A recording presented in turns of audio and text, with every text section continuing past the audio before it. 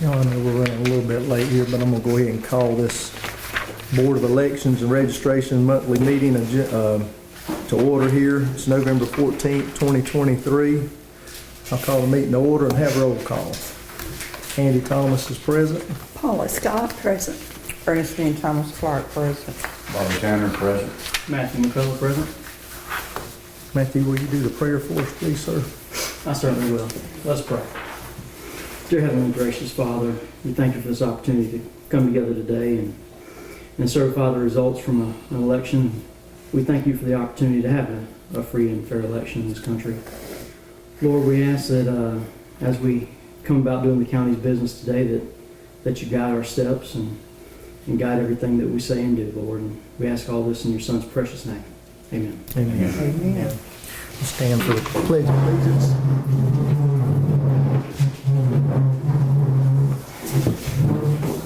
Pledge allegiance to the flag of the United States of America and to the republic for which it stands, one nation, under God, indivisible, with liberty and justice for all.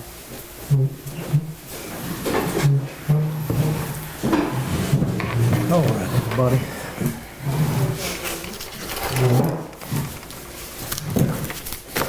Still haven't put the wheels on my chair. Did you find those rollers? We need to get those rolling chairs, don't we? And some lighting, some new lighting over there. Have we asked about that again? About the lighting again? I'm going to get with the city this week. For sure. Some of us older people have a hard time seeing, although it would be, it is kind of nice not to be in the total spotlight over here, so, Like to be able to read. yeah, that is the hard part.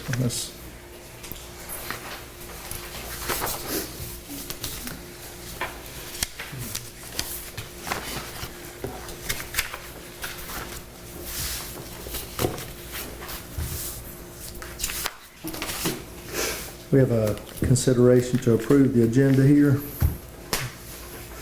So moved. I move we approve the agenda. Second. Ms. Paula has moved to approve the agenda. It's seconded by Matthew. All in favor? Question. You need to add something, or? I have a discussion. Okay, go ahead. Okay. I had called and asked to put on the agenda to elect board chair and vice chair, and it's not on here. And I was just wondering. Okay, so I talked with Andy and I got with Ben, and what they had said was we could just add it into the supervisor notes to mention, and then y'all can have a discussion about it, because the board has to agree to take the vote. So it'll come up, and then the board will have a discussion about whether or not y'all want to vote today, or when you want to vote, and y'all make that decision today. Does that make sense, Ms. Ernestine? I understand what she's saying, Yeah. but all I asked was just add it to the agenda. I mean, where she put it, it didn't matter to me where she put it. Okay, yeah, as long as it's in here, we're okay. Okay, good deal. Okay. I was trying to get a pen. Oh, here, I didn't put them close enough, did I? Everybody else got one?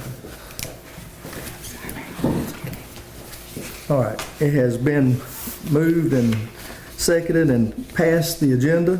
We'll go ahead and, everybody, I'm sorry, no?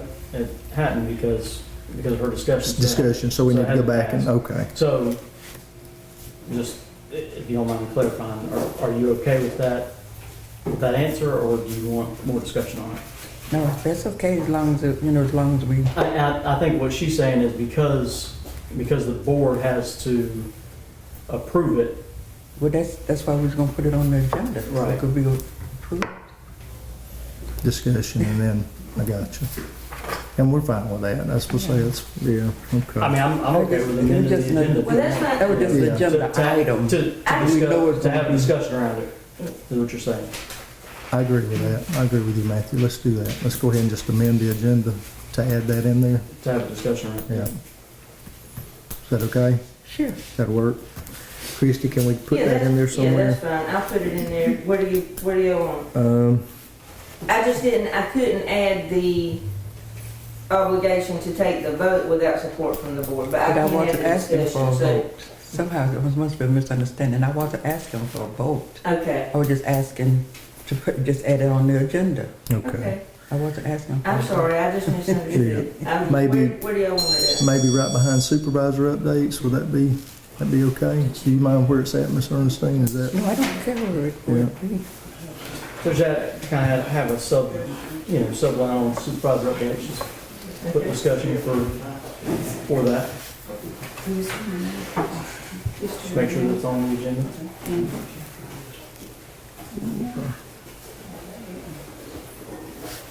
Okay. Maybe I should have said a motion to. All right, so let's go back and do this again. We have amended the agenda. Make sure is that right? Make sure we include a discussion about the chair and vice chair. Is that what you want? Okay. We'll make sure we got it right for you. Okay. I just wanted the floor to be open for nomination for chair and vice chair. Gotcha. Gotcha. All right, now, can I go back through? Do we need to vote again on the agenda, or? I think now that's been amended, yes. Okay. All in favor of the amended agenda, say aye. Aye. Aye. All right, our agenda has been approved. If you will, look at the minutes, and let's make sure the minutes are good. And Lord, there's a lot, Christie. Well, so there's the ones from September 12th, which is the amended minutes. And then there's the ones from last month, from October, and it's only like 2 pages. September is just the 2 spots that were amended. Where we did the When we did the, rules when and we the, stated the law, right, the law. and just added in there that it wasn't discussed during the meeting. Okay.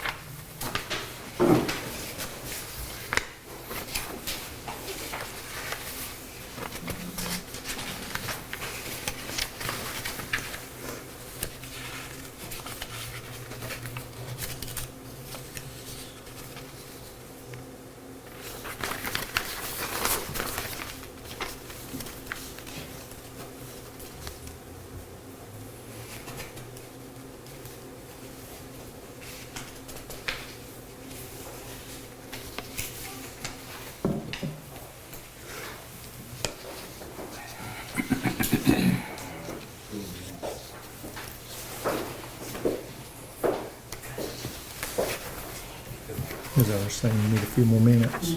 You need a few more minutes? I'm good. You good? I'll ask for consideration to approve the minutes. So moved. Can I get a second on that? On the minutes? Second. It's been moved and seconded to approve the minutes. All in favor? Aye. Thank you, thank you.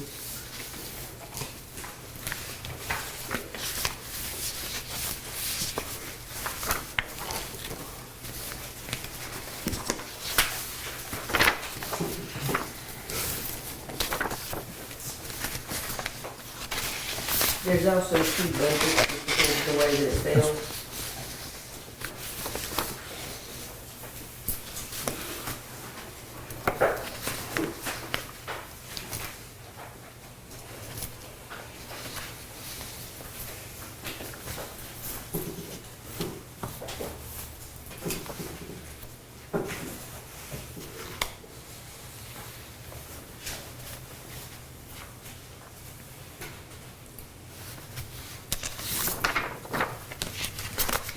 Did you have everything you needed for the election? Everything was Yes, sir. good? Okay.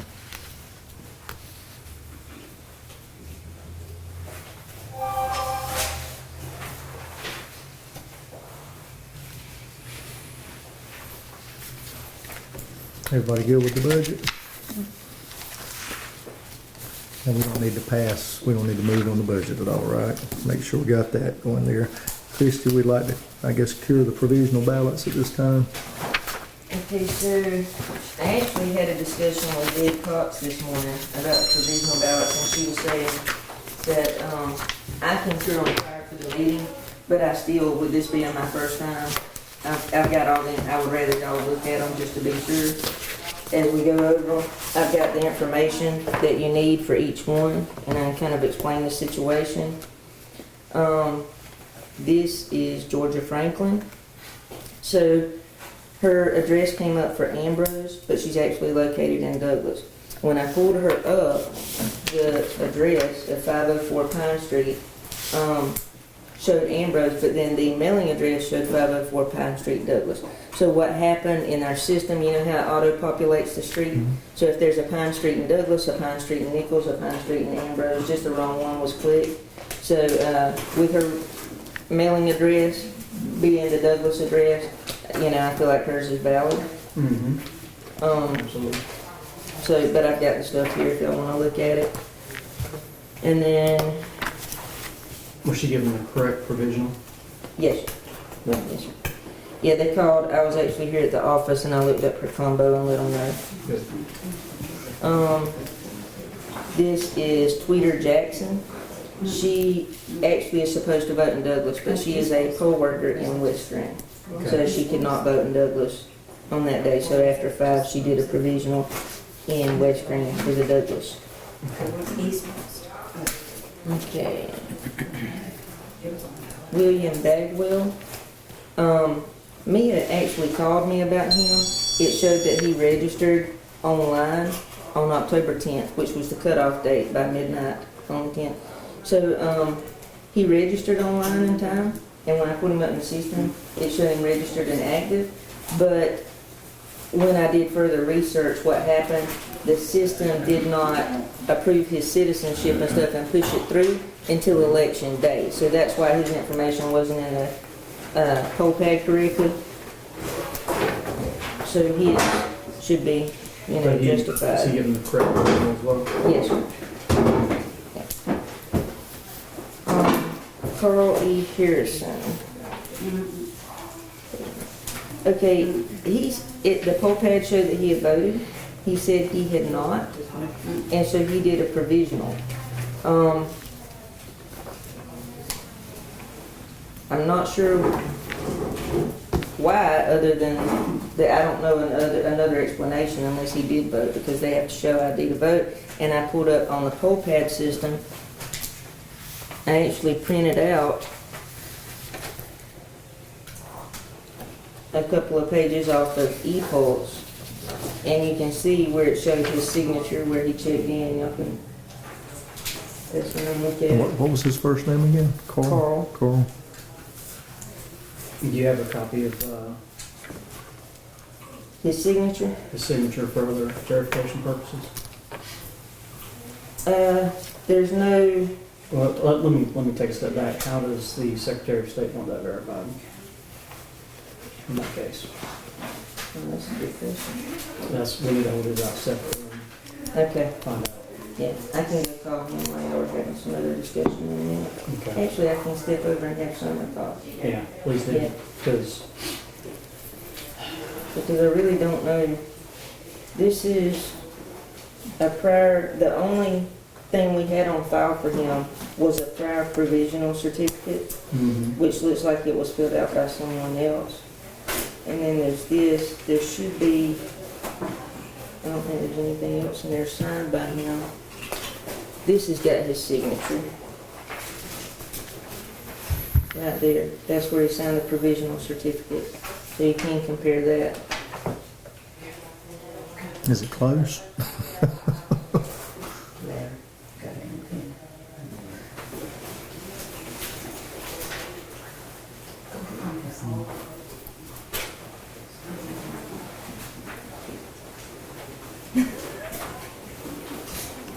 is this one done on a poll pad? Yes, sir. So I say it's hard, yeah, between a pen and I'm not a. handwriting it, but it's hard. Those poll pads make it difficult. Let's just find out, like you said, Yeah, from the, find out from the Secretary of He State. called you telling you he didn't vote, or you had to call him? The poll manager at the precinct, at the polling location called and said, saying that he's already voted, he's saying he didn't. And I said, well, let him do a Oh, provision. he came and voted, and that's what he showed his vote. Right. Can you tell, And the signatures actually look pretty close, so. Yeah. can you tell if he voted the same way No. both times? Oh, no, because there's no identifying marks on the ballots. do you think maybe he voted early voting and was that election day that he came back and did that? I think it said election day. I have to look on the other sheet, it should show. The Yeah, ori- election day. 6:32 on Tuesday, November 2nd. Huh.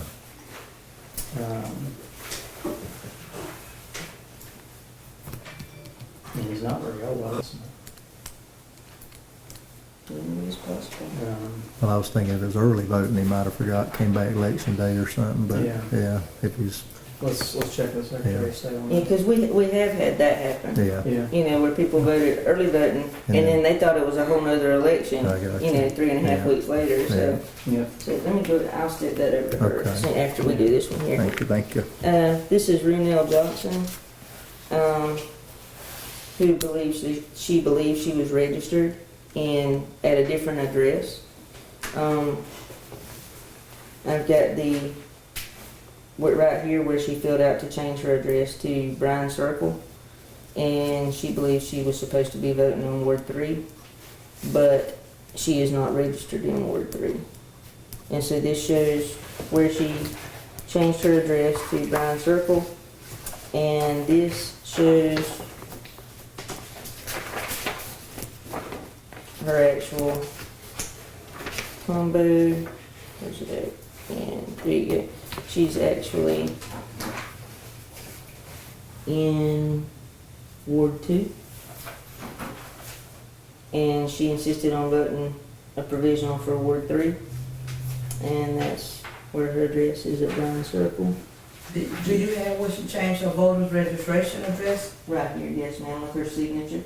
What date was that changed? September 15th, 2022. And that was changed to Ward 2. It was changed to 1520 Bryan Circle, and it's Ward 2. That was year 22. Yes, sir. So, was she saying that she's moved since then? No, she believed that she was still registered at, At, where's her? 1101. Because it's in the ward. And that's where she's been voting at. And she told me she did not do a voter registration change of address. Was it, She just was it moved. Winterset Circle? Yes, Winterset Circle. That's in So Ward she 3. has one for Bryan Street there, one for Big Lake, two for Big Lake Drive. In February of 2019, she was at Winterset. That doesn't, let's see, we've got an accepted date. That's on Bridgewater Road. That was September 19th of 2018. In 2015, she was at Arnold Road. So she's had several addresses, but the most recent that she has changed was to Bryan Street Circle in Ward 2.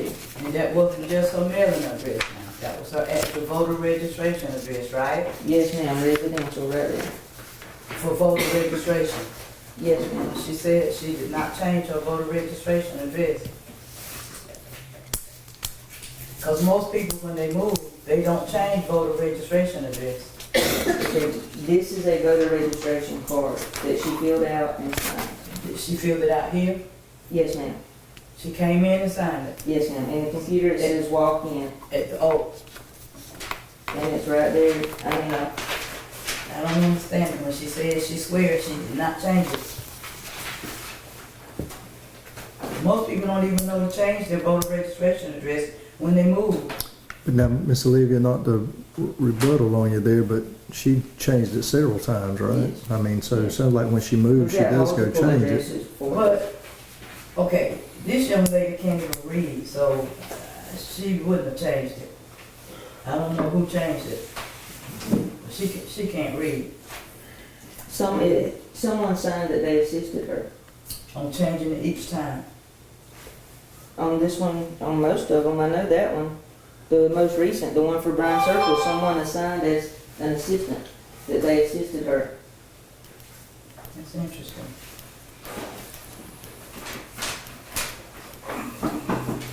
Is she here? Sir, Is she here? Yes, ma'am. No, she's Okay. not here. I didn't think to tell, I had forgotten all about Okay. she did provision. And see that one there, someone signed to assist her. Yeah, couple times Bridgewater somebody Road, yes. signed the system.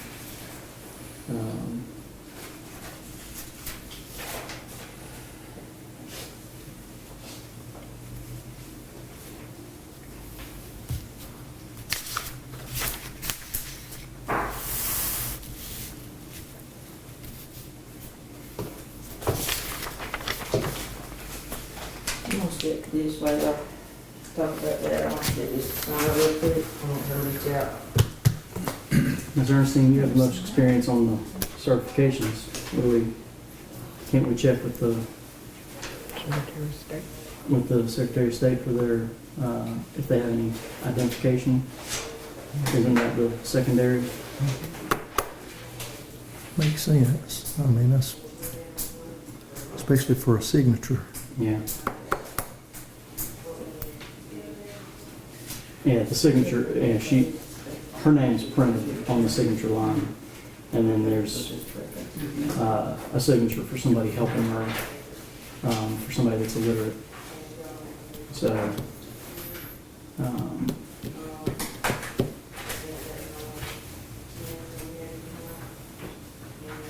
yeah, we definitely need to get that checked on. And just keep all this together, I'll hand all of it to you at once. There you are.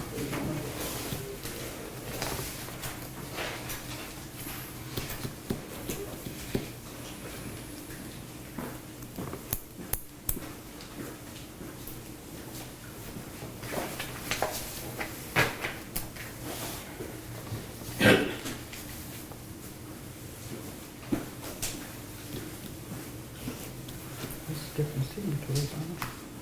Well, that's the person that assisted her.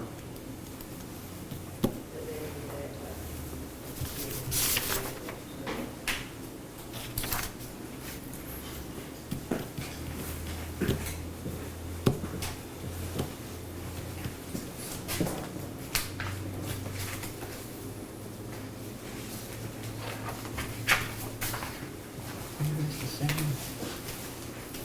Hmm. You see the person that assisted her?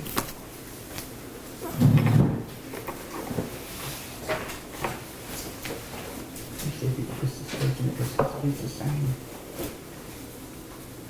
No, that's the actual person. Right.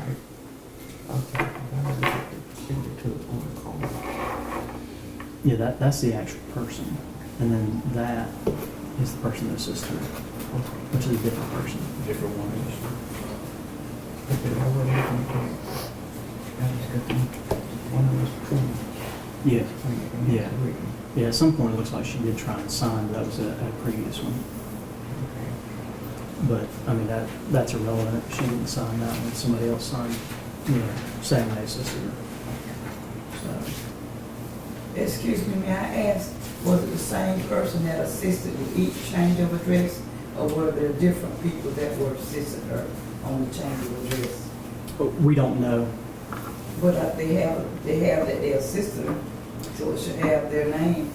Whether it's the same person each time or somebody. It's a signature, and she didn't have somebody assist her each time.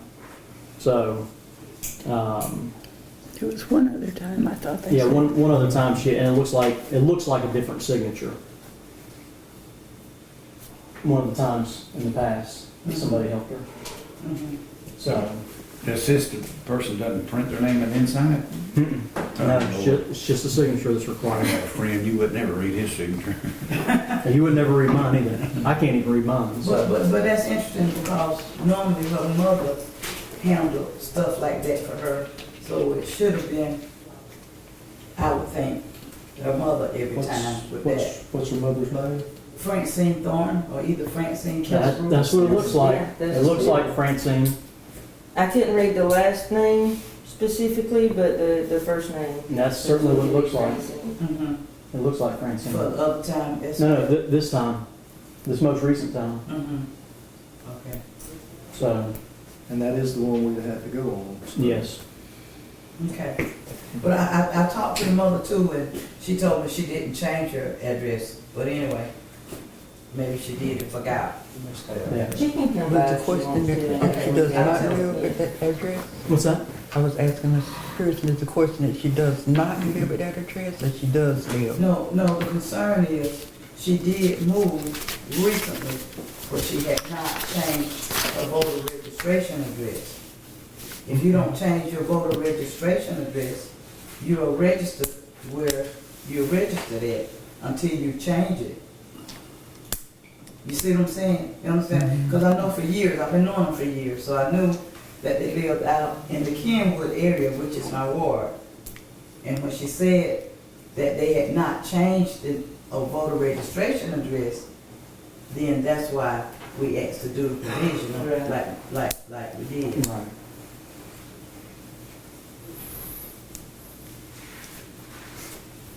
But I'll tell Miss Francine, Yeah, if she wants to come by. Yeah, let's get it. And take a look at it, that's fine. We can just- Is today the last day for them to? Actually, yesterday, by the end of the day, yesterday was the last day for them to bring any proof in. So, and nothing was brought in, so that was all we had to go by, was our records. For the very Can I last see day, it? for certification. And what we do when somebody registers, and Miss Ernestine is actually the one who taught me this, so I'm sure she can verify. If something comes through from DDS with an update in their address, if they mail something in, if they come in and do it and turn it in personally, the most recent one goes in the front. And that way when we pull it, we know we're looking at the correct information, Gotcha. instead of having to dig through and find the most recent date. I just think I had seen it. So if she comes back and updates a new one, it'll go in front of that one. Okay. So Chrissy, does that mean these votes that had questions about it were not counted as votes? Okay, so these, that their information was verified, one of them had registered the last day that registration was possible, but his stuff had not been updated in the system. But it came through on election day, and he is an active voter, so his is counted. Okay. Tweeter Jackson was just at a precinct because she was a poll worker at a different precinct in a different polling location than where she's supposed to vote. So hers is counted.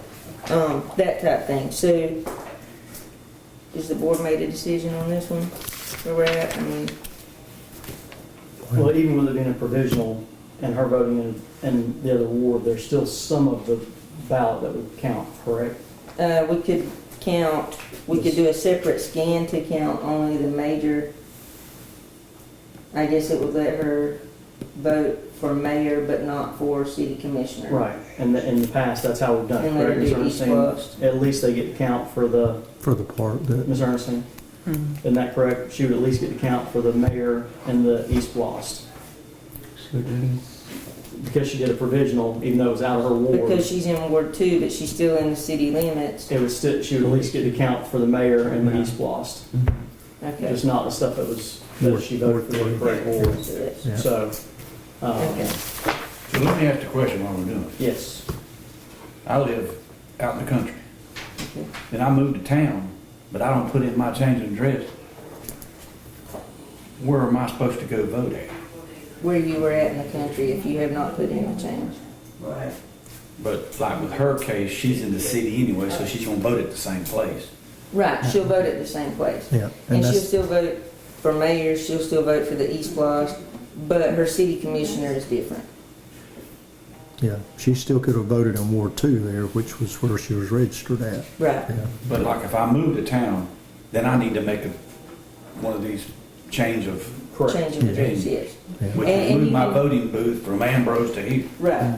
Correct. And you can do it online, you can mail it in, you can come in and do it, or you can, when you go to driver services to update your driver's license address, there's a tiny box on there that if you don't check it, it automatically sends the new information through. That's right. I just wanted to verify that. Because Yes. I live in the country, but I'm registered in town. Because I worked at the phone office for so many years, I would just Oh, walk right. over across the road and vote. Right, So it's still here, even though I live in an Ambrose district. right. But you couldn't have voted here if you were registered in Ambrose. I'm not registered in Ambrose, I'm registered here. How can you be registered here if you have a address of Ambrose? That, I've been there you might, you 30 sure you didn't years, vote right? early voting? Do you have a house here too? Mm. You have an address here? Hey, Ben, good morning. Yeah, I worked at Phone County 31 years, and when I started there, I couldn't even make it to Ambrose to vote, or Roxton, whichever district. I'm in. So they put it where this was my place. I always early voted over there, and then here. that shouldn't have been possible at all. You could have early voted here. Yeah, you can early vote. I voted the other day. Well, early vote, but you're still supposed to be registered Yeah, in Ambrose. The day of elections, you'd have had to vote in Ambrose. I voted here. On the day of the election? Yes. Well, and Or 30 it may be exactly what Olivia was saying, that even if you move, if you have not changed your address, you still vote where I haven't you're still moved. But registered. he's there. never had a Douglas address, so. They could have your address messed up in the system. Did He should never have been you voting. register where you work?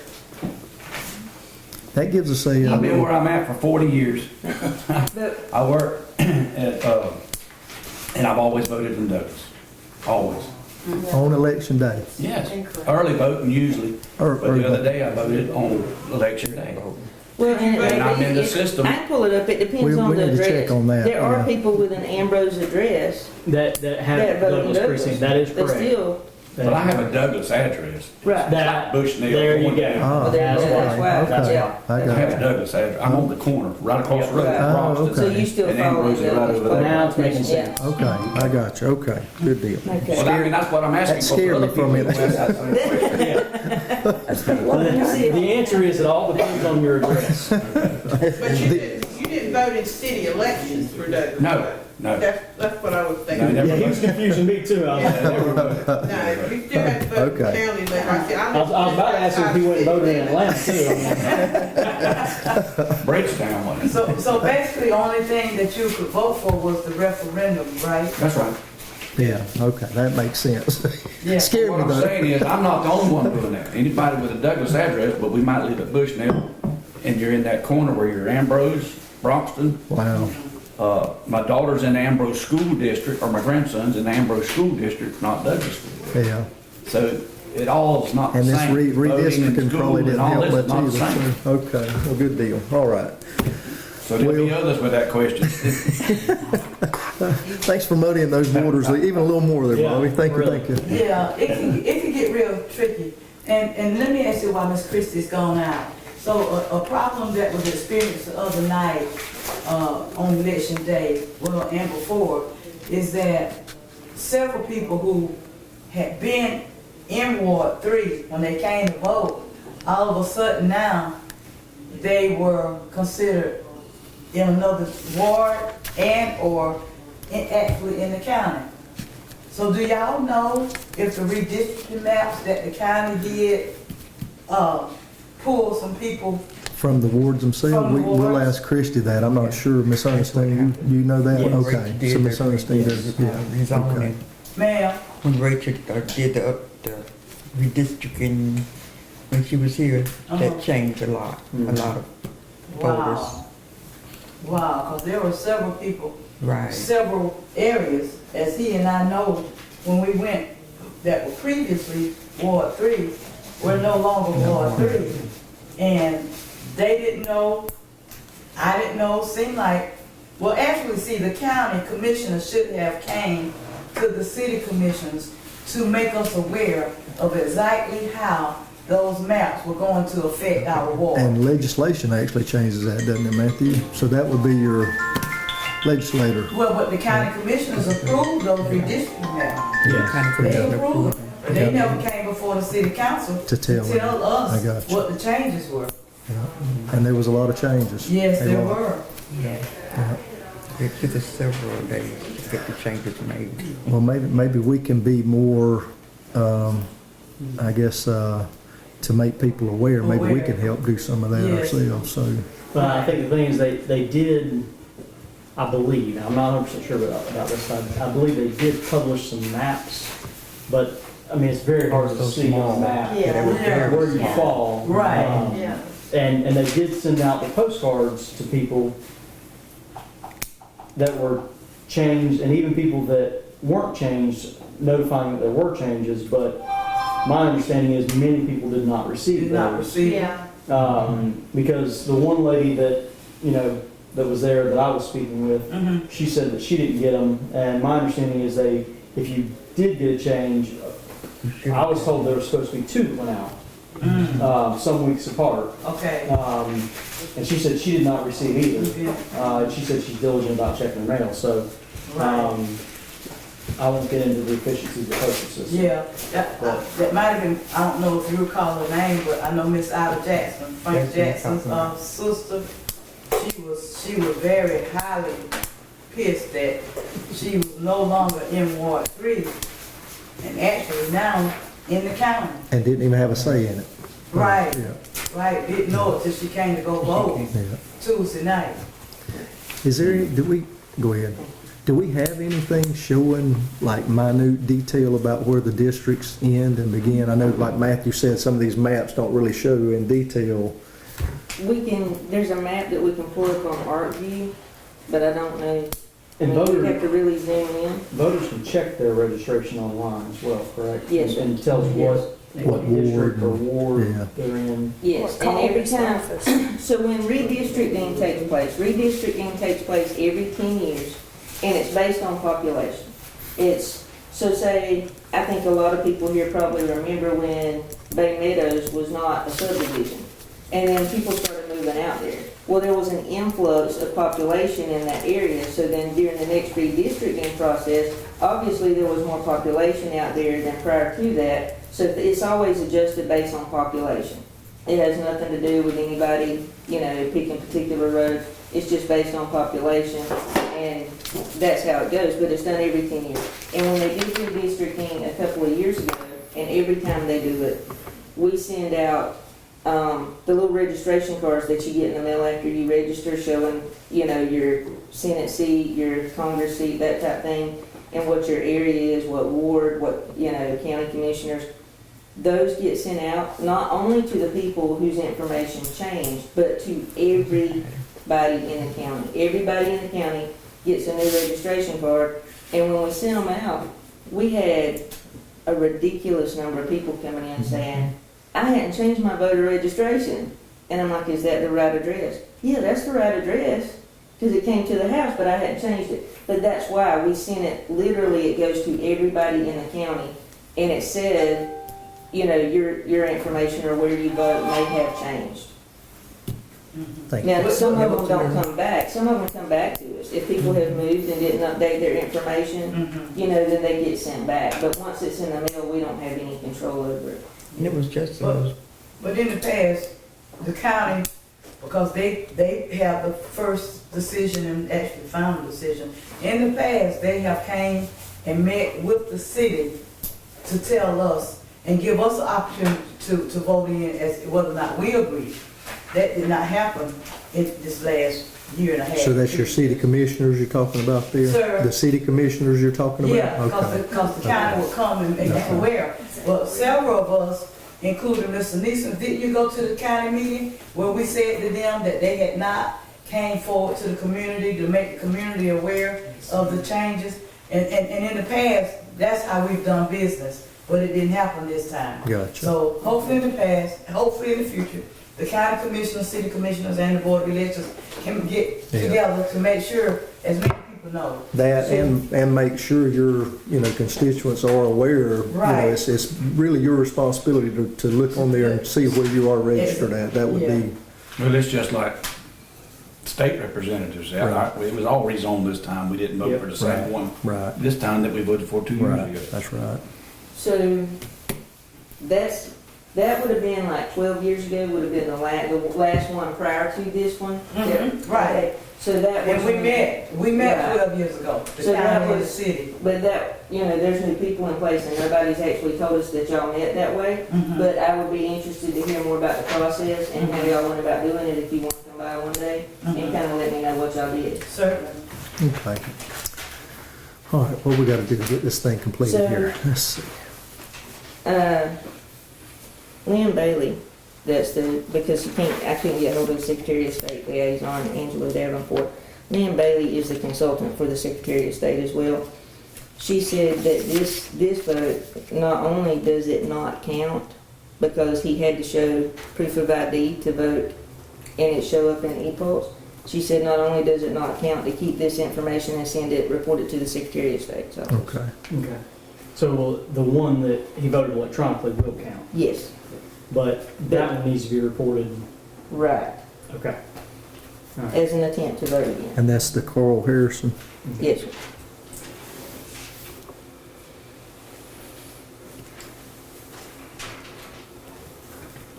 Okay. So these vote, because she voted on a Ward 3 ballot, I'll have to get a Ward 2 ballot. And Rescan it. y'all can adjudicate by hand real quick, and then we'll scan it with these. Okay.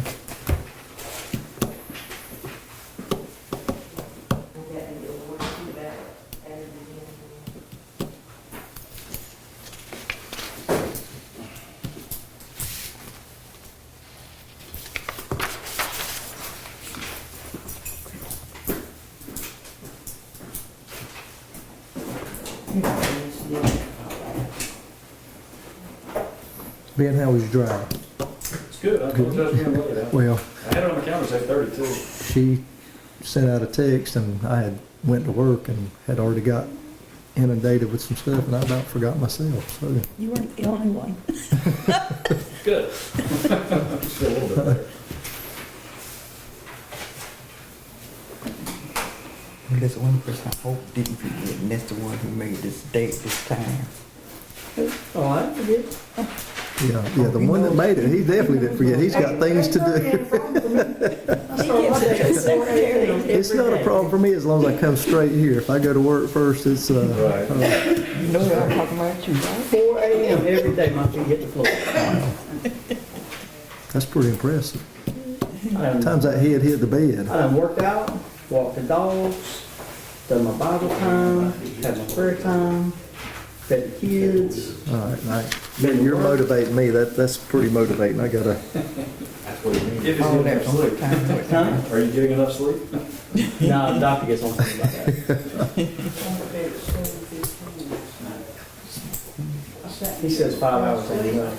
See, I'm usually up at 4, but I'm just getting older, so I gotta get up by that time to. So this is it? Yes, sir. I've learned Lord, to if I either could get up just at see 4 or it. don't get to the gym, one of the two. I'm gonna walk over to the light. Yeah, I think I'll walk over here with Matthew anyway to kind of see how this thing. All right, so this is Ward 2. So we're basically gonna pencil him in. Do we have? No, I know. I have the other, yes, we say, let's go back. If you don't mind, why don't you play on the mobile with me, You want to use pen or pencil? Sir? Pen or pencil? Either one should be fine. You guys all right? I guess we're gonna come on.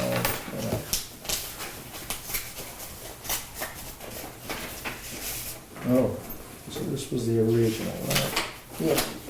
So the only things we're gonna do is mayor and sales tax.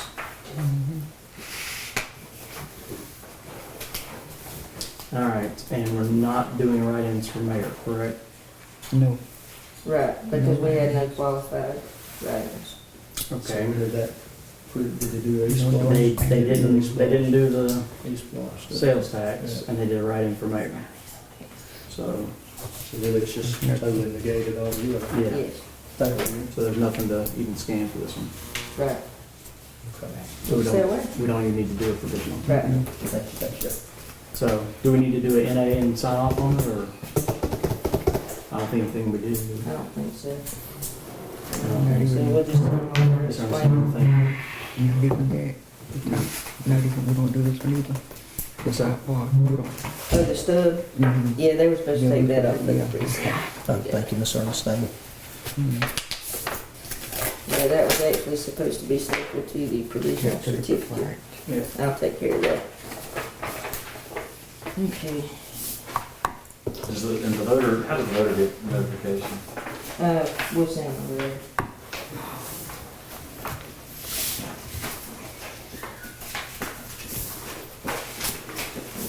With an explanation, okay. Want to make sure there's a paper trail. Yes. Okay, Okay. so, I'll take the ones that are signed.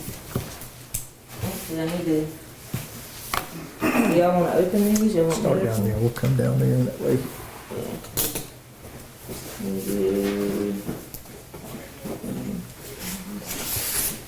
Ms. Paula, if you want to open this one.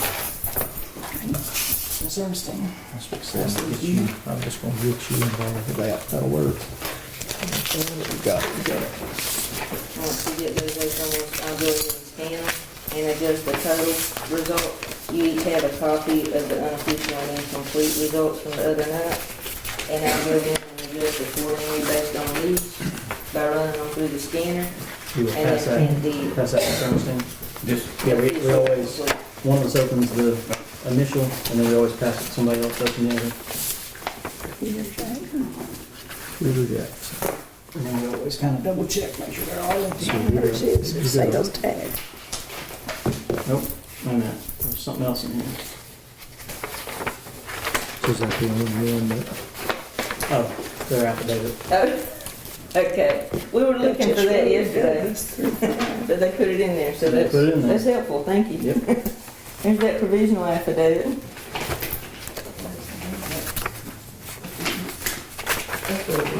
Ms. Ernestine, do we need to tear the tops off of Did you do those? anything with that? All right, all three of them.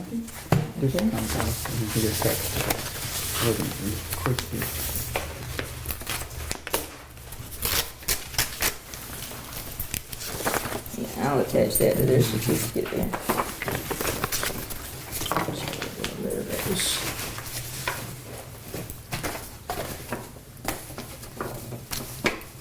Okay, you got the other two? You run them through the scanner? Don't forget to tear that.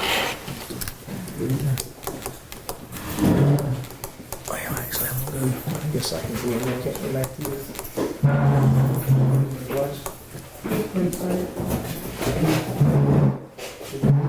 Yes, sir. He's got it now. Wanna watch it here or out there?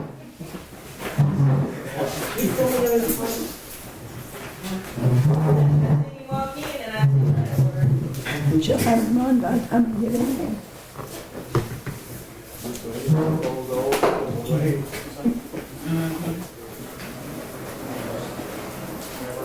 Yep. I said, yeah, but you do recall, we went before the time, and they had not gotten with the public or the city about those maps.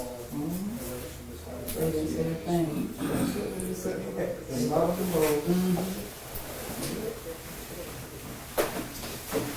The city council technically has to approve as well, and if it didn't come through. So she is getting some paper to move in there because the printer ran out of paper. But here's a copy of the official and complete, and you'll each get a copy as soon as that prints out. But if you want to, you're welcome to go ahead and compare this to what you have now, and then we'll sign off on it.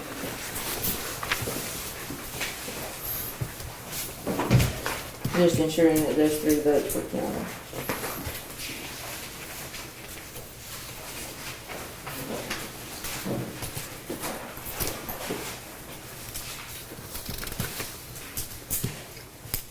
Are we allowed to get a copy of this, Chris? Yes, ma'am.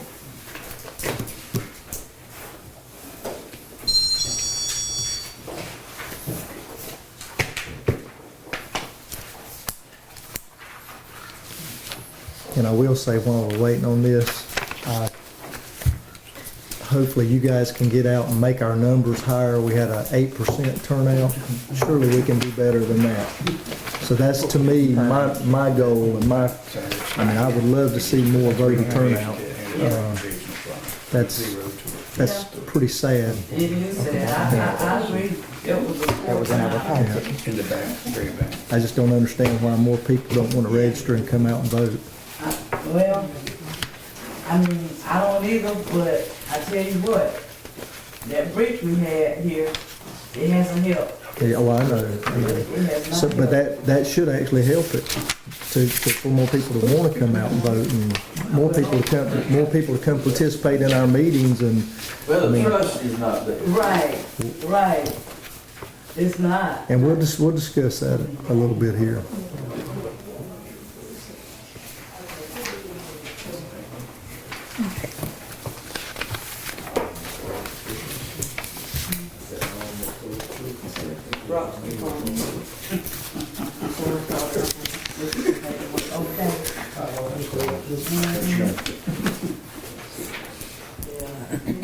It's sad.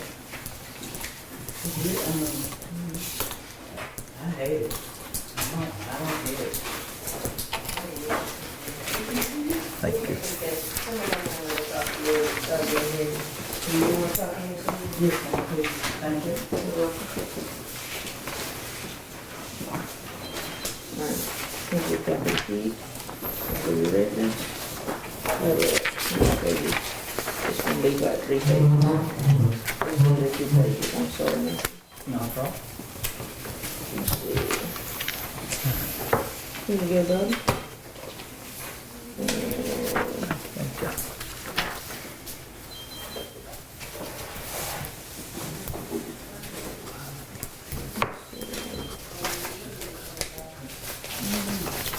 Here's your copy. Who's this? Nobody else. Make a note of that.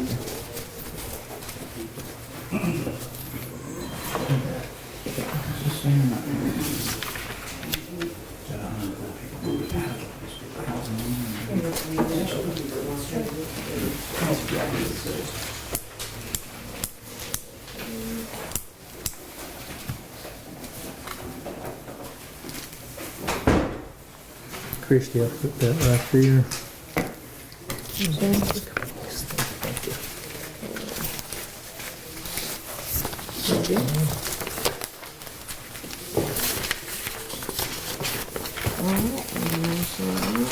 What everybody's telling me, where's the sheriff part on here at? I've been asked that a number of times already. Yeah, that should not have been allowed. There we go. Signs up. It's certified. During that city election going on, that confused so many people. We had to wait.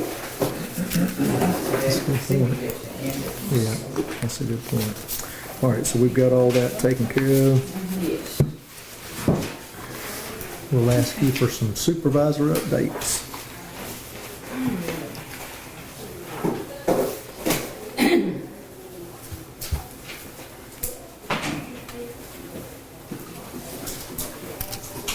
Okay, supervisor updates. The training for Gabriel, the conference, Summer and I are both registered to do it virtually. Andy and Miss Paula have also registered to do it virtually. And it's Monday through Wednesday, and Sunday afternoon from 4 p.m. to 6 p.m. there is a 2-hour seminar that's actually mostly for the board, and it's on roles and responsibilities. I'm reaching out to them to find out if that will be, because most of their stuff is available to go online and watch on Firefly later. So I'm gonna reach out and try to find out if that can be available on Firefly, because if it is, then that means everybody can go back and see that part of it, you know, even after the fact at any time, and have it, you know, as a guide. Lynn Bailey Services. You each have a handout, discussing her scope of work and the price. I did reach out to Wesley, and he is okay with us doing it. He would like to have an idea of a total price, that we're gonna try to not go over this certain amount, just because he doesn't want it to, us not really be utilizing the services, but then before we know it, we run up an astronomical bill. So he wants us to get a guideline of, about what we expect it to run, or about how many hours we expect to utilize her services. I think you and I thought, what, 5,000, 4,500 would be good? Yeah, that's definitely a good place to start. And he feels sure that, he could support that without even having to ask for a vote on something around that margin. And from what I talked to her, that's probably very reasonable, because what she was talking about doing is trying to do things via Zoom and actually give you guys and us as well some online training to do and to watch, and then we go into discussion with her and asking questions and get more guidance, and get more in-depth information on an individual basis. I certainly like the fact that we could all participate in any kind of training, because we have 3 fairly new members here, and Right. we could use all the extra we could get, so. Well, and I will say that through this entire election, at any point that I've had questions about the Secretary of State's process, about any legal guidelines, I've obviously reached out to Ben, and I've also reached out to Lynn, and anytime I've called her, she's either answered or called me right back within like 2 or 3 minutes. And any information, what I really like, because I can call 40 different offices and then give me the same 40 answers. But if it's not the correct answer, or they can't give me the law that states that and it's incorrect, then we're still doing it wrong no matter who we call. And when I call Lynn, she always gives me the OCGA statute or the SCB rule, and she gives me the law behind it. Okay. So she's been very helpful and made herself available to us through the whole election. Okay. Do we need to vote to have this approved, or is this something that Wesley has already given us? He will approve it, like I say, as long as we start with a reasonable amount. Anything over that, we'll have to present to him and the Board of Commissioners. But if we want to start somewhere like what Ben was saying, y'all can take a vote on it. What I would suggest, so last meeting your vote was, okay, let's make sure we got the budget for it, right? And so now Christie and I've done that, if basically told you that, yes, the money's there. And so my suggestion would be a motion to engage Bailey Election Consulting Services at an amount not to exceed $4,500, because then I can tell, Christie and I can tell Ms. Bailey, keep us posted, because, we're capped out at $4,500, and so I think that'll just help everybody get an idea about. And so Wesley also said, he asked me yesterday, will this start immediately? Will it start next year? My understanding, I think, is it will start pretty quickly. Once it's voted in, it'll start pretty quickly. And so it's actually in our budget to go ahead and do it in this year before we roll into another year. And so it may be, if we did that, like he said, stay in this scope right now, dollar-wise, then we can see where we're at in next year's budget. 2024 is going to be a big election year, no doubt. So, And she told me, just because this is up to you guys, that, she told me as far as, her work with Christie, that's one thing, but, you also expressed the desire to talk to her, meet with her. And so, one of the things she said was, she may need to hear from you as far as what you're looking for. And so you may want to have, the board may want to have an, kind of an informational meeting with her by phone or something like that. Or, you may ask, one of the individual board members to talk to her, kind of work on that. And then for that member to report back to you guys on what you want to do. But it's, a lot of it's just in your control as far as how you want to proceed. But I do think that it makes sense for at least your kind of a kickoff meeting with her to be, some kind of a Zoom or phone call with her to get to know her, find out what she can offer to you, and then to figure out what you would like her to do for you as far as things go. Because you may want her to come here in person. yeah. On the other hand, you may talk to her for a while and realize, well, we're benefiting just as much by talking to her by Zoom. But I think you do want her to come here physically to meet with you, right? Yeah, I think the idea is for her to come here physically at least once to review our security procedures for the equipment and that type of stuff. But she did say she was willing to meet via Zoom with you guys. And actually, she was willing to Zoom into this meeting today, but when she checked her schedule, she had a prior engagement. But she said, she could plan to do it in the future. And my thought, for just efficiency, because we're going to pay her by the hour for driving here, would be when she comes here to meet with Christy, potentially y'all could have a workshop with her that same day. Right. And maybe that would save you some money. Yeah, because I won't need her the whole day. And the workshop is publicly, we'll invite the public, they're notified of the meeting, but the difference is that your typical meeting procedures are dispensed with, so the public can observe that unless you invite comments, you don't have to have comments or anything like that. The whole point is for you guys to be able to just focus on your work, without any, other distraction. Okay. It has been really disheartening for her to call the Secretary of State's office and not be able to get anybody for help. So that's why I think we really need this. So I'll go ahead and make that motion for us to approve Miss Lynn Bailey's election consulting services. If anybody would like to second. Would you want to cap that at $4,500? At a cap at 45. I mean, I guess that's fine, yeah. I just like it so I can tell her. I mean, you guys can later Yeah. come back and say, we want Right. to expand our budget. Yeah. Or at least we can tell her, that's our initial kind of. Right, yeah, And I think for 2023, that's good. yeah, okay. A second. Okay, well, I had a second from Matthew over there. So I've made the motion, it's been seconded by Matthew. All in favor for approving Miss Lynn Bailey election consulting services, say aye. Aye. So it be. All right.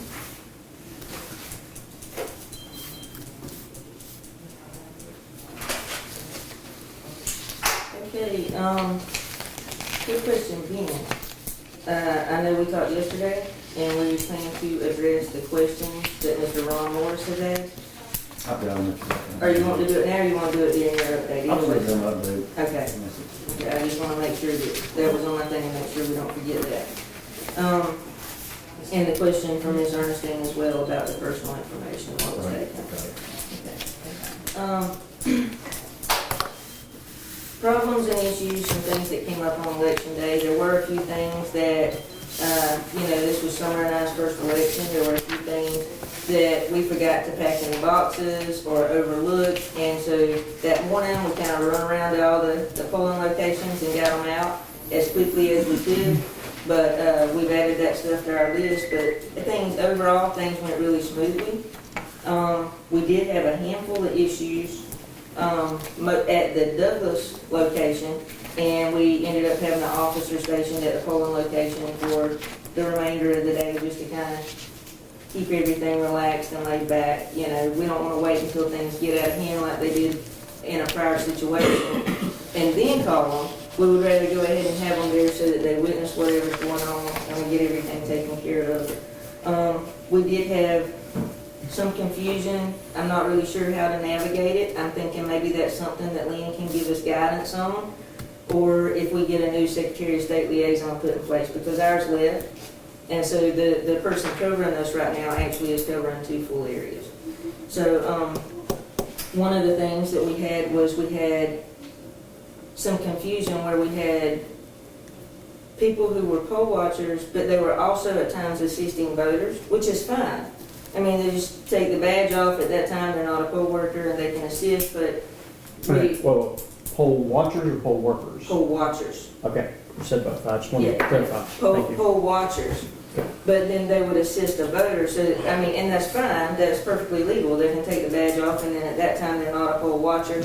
But we need to get some clarification, maybe during our poll worker training and stuff, and maybe even a discussion with or a policy with the poll watchers as far as how we do that. Just so that there's not, because it was causing some confusion. And so the poll workers were like, what's happening? Because they weren't used to that. So we just need to kind of get that navigated. Okay.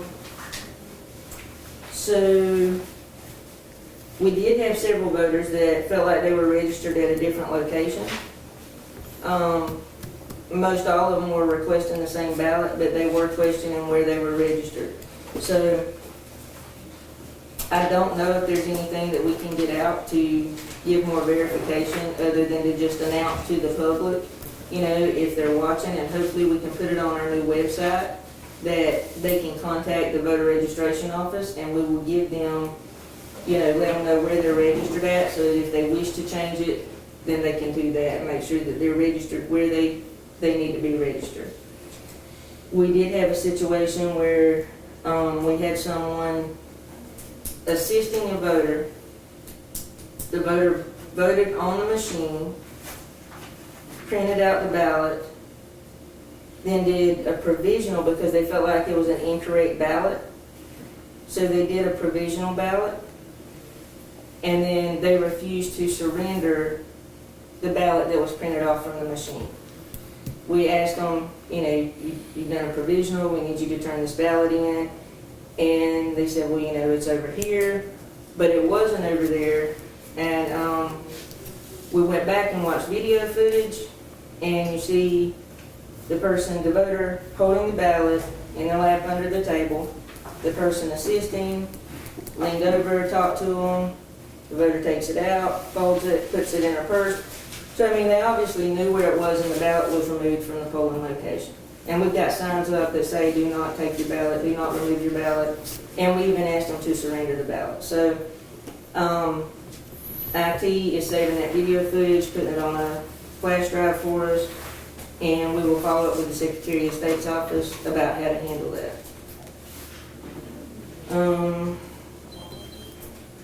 And then the only other thing I had was what you guys have already added into the agenda to discuss or not make nominations and discuss a new board chair. Oh, the complaints, the range complaints. Oh, that's right, I did. Okay, so I had 2 complaints. I had a complaint from Miss Grant and Miss Catherine Grant, and another complaint come through. 2 complaints came through on me. One was during early voting, the door was locked. I think when Miss Grant came up, all I can think, that was on a Saturday. So this was never an issue during the week. And all I can think of is whenever I asked, because we had a key to the dogwood room that also opened the lobby door. So when I asked them, you know, if someone, because they rent out other rooms. They rent out the Magnolia room. There's another room back there that they rent out for birthday parties or whatever. And so I asked them, I said, when we leave, do we lock this door if somebody else is already in here or what? And she said, yeah, then it'll be their responsibility to lock it behind themselves. But if someone was renting that back room, they wouldn't have had to walk down our hallway and may not have even been aware, with it being a Saturday, that we had voting taking place. And all I can think of is that they locked the door on their way out, because the office isn't open. It never happened during the week, and the office was open all during the week. We unlocked the door, made sure it was unlocked that morning, but if someone was renting another room and locked it on their way out, then there was no way for anybody to know but once they were made aware of it, they unlocked the door and placed somebody in the lobby to make sure. The other complaint was that the mayor was on my computer. Mayor Clark was on my computer. So what actually happened, people from both parties came in daily to get reports on who had voted, early voting or absentee voting, and get a list of who voted. That day, when he came in, and it had actually happened the week before, Miss Olivia had come in to get a report, and for some reason, Excel created a page break for every cell. And I ended up having to copy and paste hers on a Word document, and it didn't have the lines. I couldn't get it to accept the grid lines or anything. And so she was nice enough, she made do with that. And so, but then when got the report pulled up, and I had already redacted anything that they weren't supposed to have and done a manual landscape of the spreadsheet in Excel. But again, it did a page break for every cell. And I tried adjusting the page breaks, it wouldn't accept it. So it just so happens, he says he uses Excel in his personal business. And I said, do you know what to do? And so I was literally sitting there watching the screen the entire time, and he reached right there beside me and grabbed the mouse, and he couldn't get it to do right either, but what he did do was he copied and pasted it to a blank Excel spreadsheet, which worked beautifully, and I was able to print it out for him. And then right after that, actually while he was still here, the candidate's mother came in to get the same report, and thanks to him showing me what to do, I was able to get that report printed for her as well. But that's what happened, so. Sounds good. Will you clarify, you said that Miss Olivia came in and asked about that same problem or issue, but now make it clear that Miss Olivia, I never went behind your desk to bother your computer or mouse or any of that. No. So that needs to be clear. I just sat in the chair Right, talking with you about it. right. So, you know. No, I'm We're talking not a about, candidate. remember when I tried to print you that report Right. and it printed out like 120 Yes, pages? ma'am, I recall, but I just want to make it clear that I never went behind your desk, bothered your computer, touched it, Right. did any of that as to what the mayor was actually doing, and he was a candidate. Right. So He was a candidate. he really should not have been having access to your computer. My thoughts with him being a candidate. He didn't have access to my computer. He simply, Okay. helped copy and paste a spreadsheet. I mean, he didn't access anything other than the report that he already had a right to. And also, you received a couple other complaints too. You received a complaint about the mayor, he had already voted, but he came to the voting precinct after he had voted, because I personally told you about that. And we went down and we spoke to your poll workers, and they admitted, yeah, he had already voted, and he came back, but they said he didn't come Yeah, inside. he didn't go inside, That's inside the vote. that's what they said. Right. But, is there video footage of that showing that he didn't go in? Because a candidate, and the reason I'm bringing it up is because I know as a candidate, once you vote, well, you can only go into the polling place one time, and that's to Right. cast the vote. Right. But he went in there more than one time. So is there video footage showing when he went just to the door? Because what was his purpose of going just to the door and didn't come in? I don't know. Yeah, I don't know, No. is there video We footage? can ask to see. You can ask the city about the video footage? Sure. Okay. And see what you can find with that. Okay. And would it be legal for him, I know he had a relative running, would it be legal for him to be able to assist the relative that's running at that time, or, is it legal for him to be there, I guess is what I'm No. asking? He As a can't be, once No. he votes, he can't be in the voting room. Okay, And the truth is, other than poll workers and poll watchers, even members of the public are not supposed to be in there unless they're currently voting. I got you, So, okay. yeah. And so we went down there, Miss Olivia and I walked down there, and we asked our poll workers, did he come back down here? Because he had voted earlier today. Gotcha. And they said, he stood at the door and spoke to us, but he never came in. He stood at the door and spoke to us, and he left. So Okay. the only other thing I can do is ask if there's video footage. Yeah, okay. And in future, we shouldn't allow that at all, even to stand around the door, that kind of thing? Right. Okay. Gotcha. Trying to learn all this. I'm just gonna make a quick statement about the elections, or the polling place being locked, closed. We are in a situation where in temporary voting, the buildings being redone and that kind of thing, so hopefully we'll have a new building next year and we'll alleviate all that also. So, yeah. So, Yeah, and until then, we can definitely make sure that, when we first originally started early voting, we had a poll worker placed in the lobby to kind of direct people. Right. But once we got signage up, that was like very clear signage, directing them and showing them where to go, people weren't really asking where to go anymore. They just followed the signs and knew. So we didn't feel like it was necessary. I mean, it never crossed my mind that somebody may come in on a Saturday and lock that door. yeah.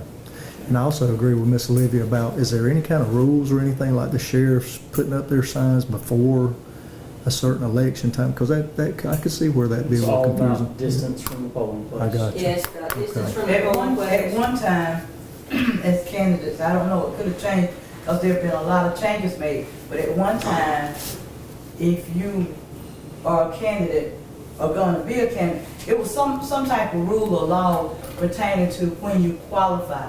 Once you qualify, used to be, that's when you could begin to campaign. Gotcha. It might have changed. Gotcha. So that's not actually, the way that is now, it's not necessarily that you have to qualify to campaign. You have to file a DOI form, which is a declaration of intent.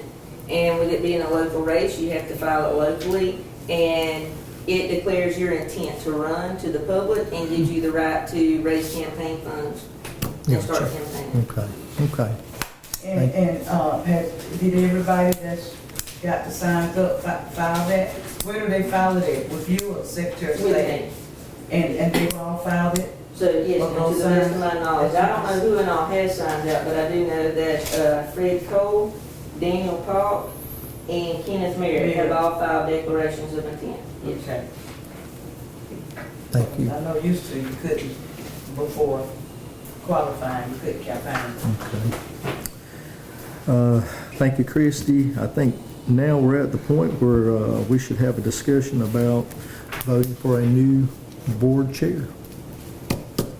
That is up for discussion. Did you all certify the election results yet?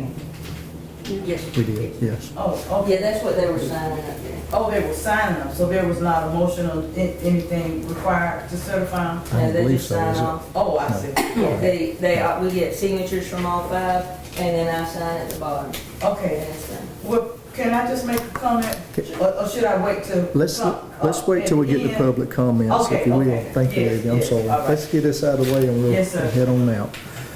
Ms. Ernestine, you want to start this off? Well, I didn't see a need for a discussion, but I mean, I guess if that's what you all are asking, Well, I think the need for discussion is to decide when we want to do this. I mean, when?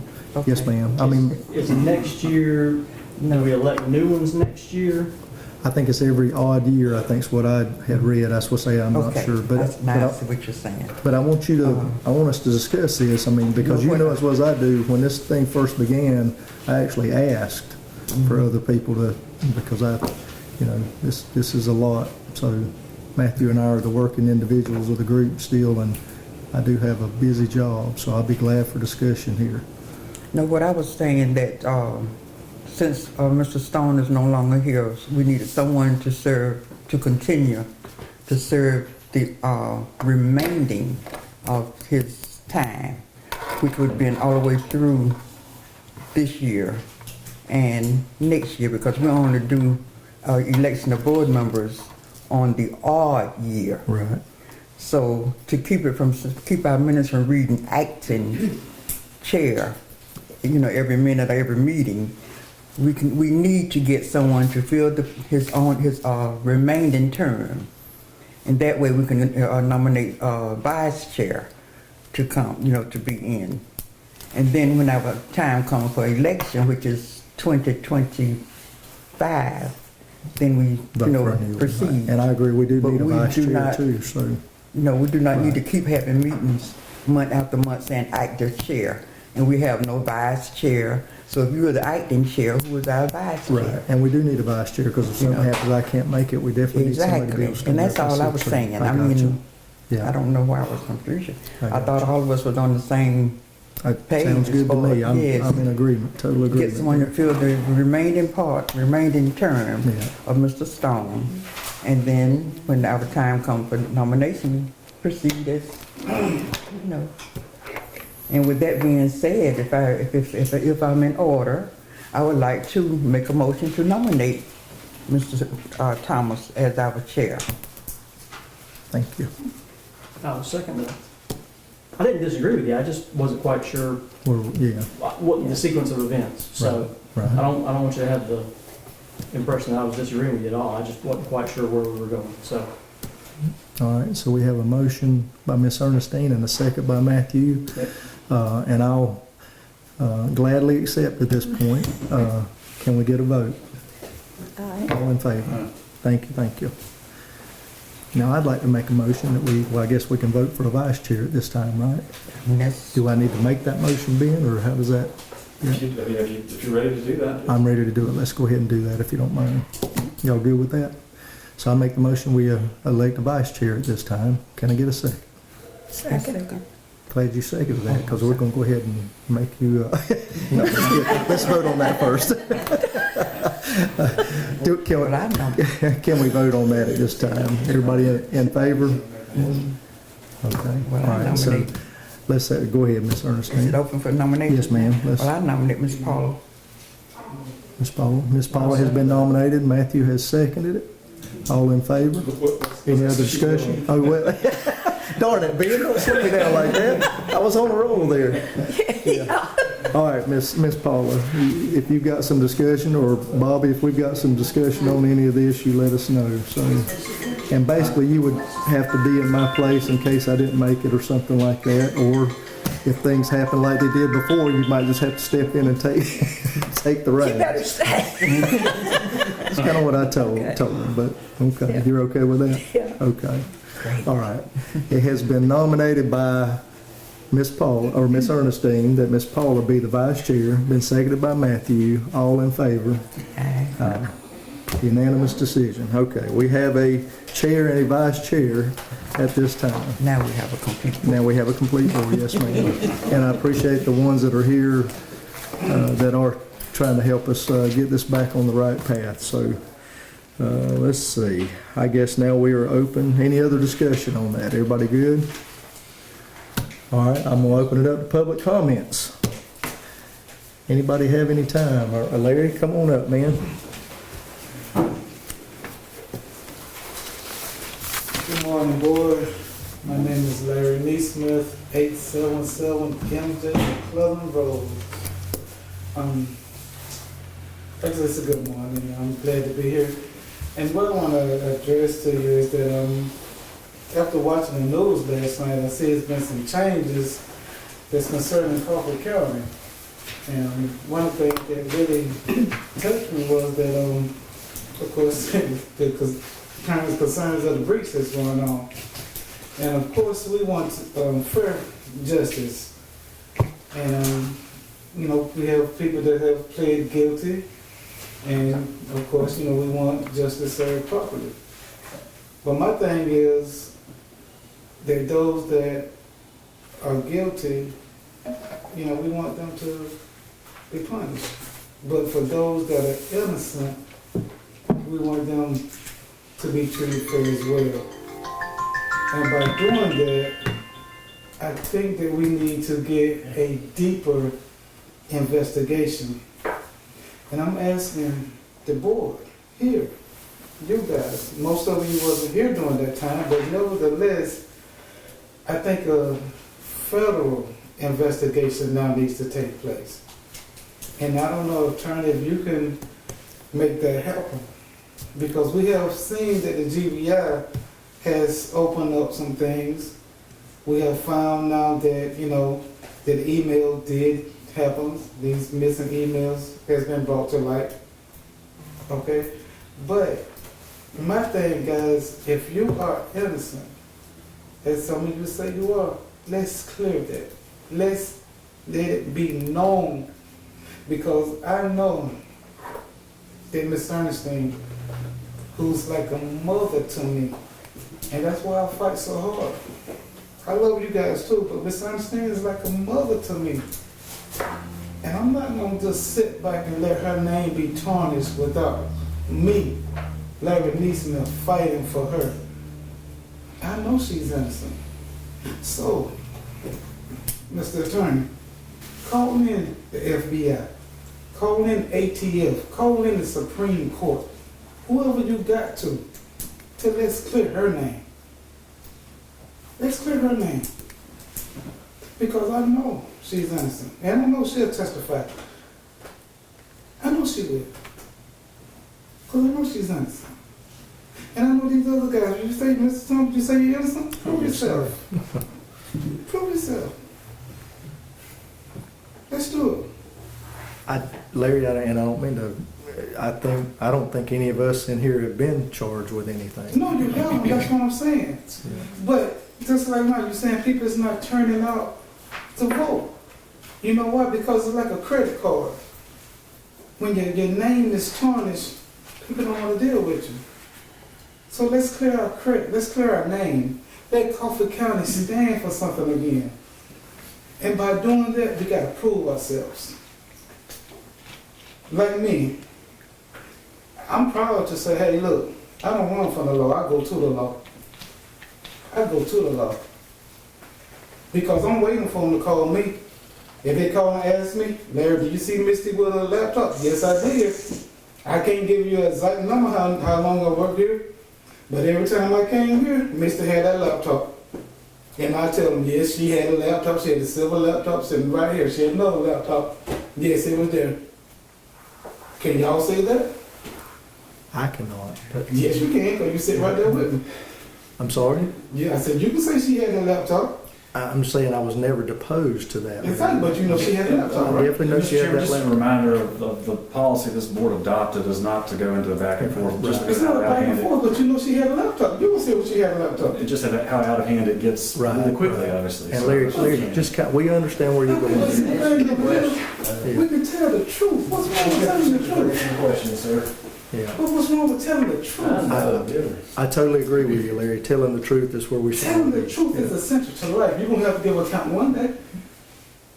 Let's not go there, buddy. Yeah, let's go there. Let's go there. You're going to have to give an account one day. I don't care how much money you make, how good you cross your legs. You're going to have to give an account one day. And you're sitting there trying to judge me? Yes, I am. Okay. Because you're going to have to that give too, an don't you? account. Because your Bible tells you not to judge, doesn't it? No, my Bible tells me to tell the truth. Oh, all right, let's And keep it calm, always Larry. tell the truth. And I don't mind telling the truth. I have nothing to hide. Nothing. And none of us up here do either, I promise. Exactly. Yeah. So we don't have nothing to hide, right? Right. Nothing to Right, that's so, exactly right. and I can go to the Supreme Court. 5 minutes is up. 5 minutes is up. Exactly. So in 5 minutes, I told the truth. See, that's the whole problem with this whole thing is that we as the general public feel like you all don't want to answer any question. You know, you get offended when we exercise our rights to ask you questions. You all take offense to that. Why do you need an attorney to tell the truth? We He didn't don't, want you to tell him. we don't take offense to that, I'll be honest with you. I don't take offense to being asked to tell He the truth. did. And he getting paid. But he's He didn't take offense. He didn't take offense, Larry. We're just trying to run a meeting No, I think he here. getting mad because I want him to tell the truth. You know, I say it this way, let's try to keep all the facts and all the, everything that everybody wants out in the open here. We want the same thing, I can promise you. Evidently, he don't. And Larry, I appreciate your statement there. Go ahead. Yes, sir. You ready? Come on up here, young lady. Let's do it. It's me, all right? Good morning. Good morning. My name's Judy Worrell, and I live at 3729 Bay Meadows Drive in Douglas. And along with what Larry has brought up, there's several questions that I'd like to ask. I don't know, some of them may have been answered and I don't remember, or I wasn't here. One of them is concerning the attorney, Mr. Perkins. When was the meeting and who was involved in deciding that y'all needed a new attorney? Tony Rouse been your attorney for years. And then all of a sudden, Mr. Perkins shows up and you're paying Tony Rouse and you're paying Mr. Perkins at our expense. We have the right to know why. Why do we need, or you need, two attorneys? It puts a bad light on you because it makes it look like you do have something to hide because you need someone else to represent you, that Mr. Rao can't do the job efficiently to answer the questions. He's done a good job, as far as I can tell, up until now, and without the need for outside attorneys getting involved. I'd like to propose that the board make a proposal to, and vote on having a federal investigation involving the Department of Justice. There has been so many things that have come out recently that weren't brought to light for the people in our community to know. And the only way, and I'm glad, Robert, that you're here today, because the only way we've been seeing what's been coming out is through outside reporting. But there's so many inconsistencies. Mr. Stone has inconsistencies in his remarks. Mr. Thomas, I'm not picking on you, but there are inconsistencies in what you have told the GBI and what has actually happened. That's concerning. I know we're all saying we want to tell the truth, and we're telling the truth, but it's hard to think that, yeah, they're telling the truth, but let's see, here he said this, and here he said that, and then this is what really happened. That is a very big concern. Voter turnout, why? You know, we have lost the credibility. Yes, you've put in new members on the board, and I'm hoping everybody says, oh, it's great, everything's in order. Chrissy's here, we've got new people. The board hasn't changed. We have new people on there, agreed. But this is not a representation of our voting, of your voting constituents. We put on members that are, again, white Republicans. And I know you don't have to put your party affiliation when you are coming on board, but it is what it is. It's not a true representation of this community. Right. We don't have, I think you get the picture. I'm not going to go on and Yes, on about it. You had an opportunity to fix that, and it wasn't fixed. And despite what you're saying, everything's fine, everything's good, we did what you wanted. No, you didn't. You just did the same and said you changed it. Missy's emails are fixing to come out.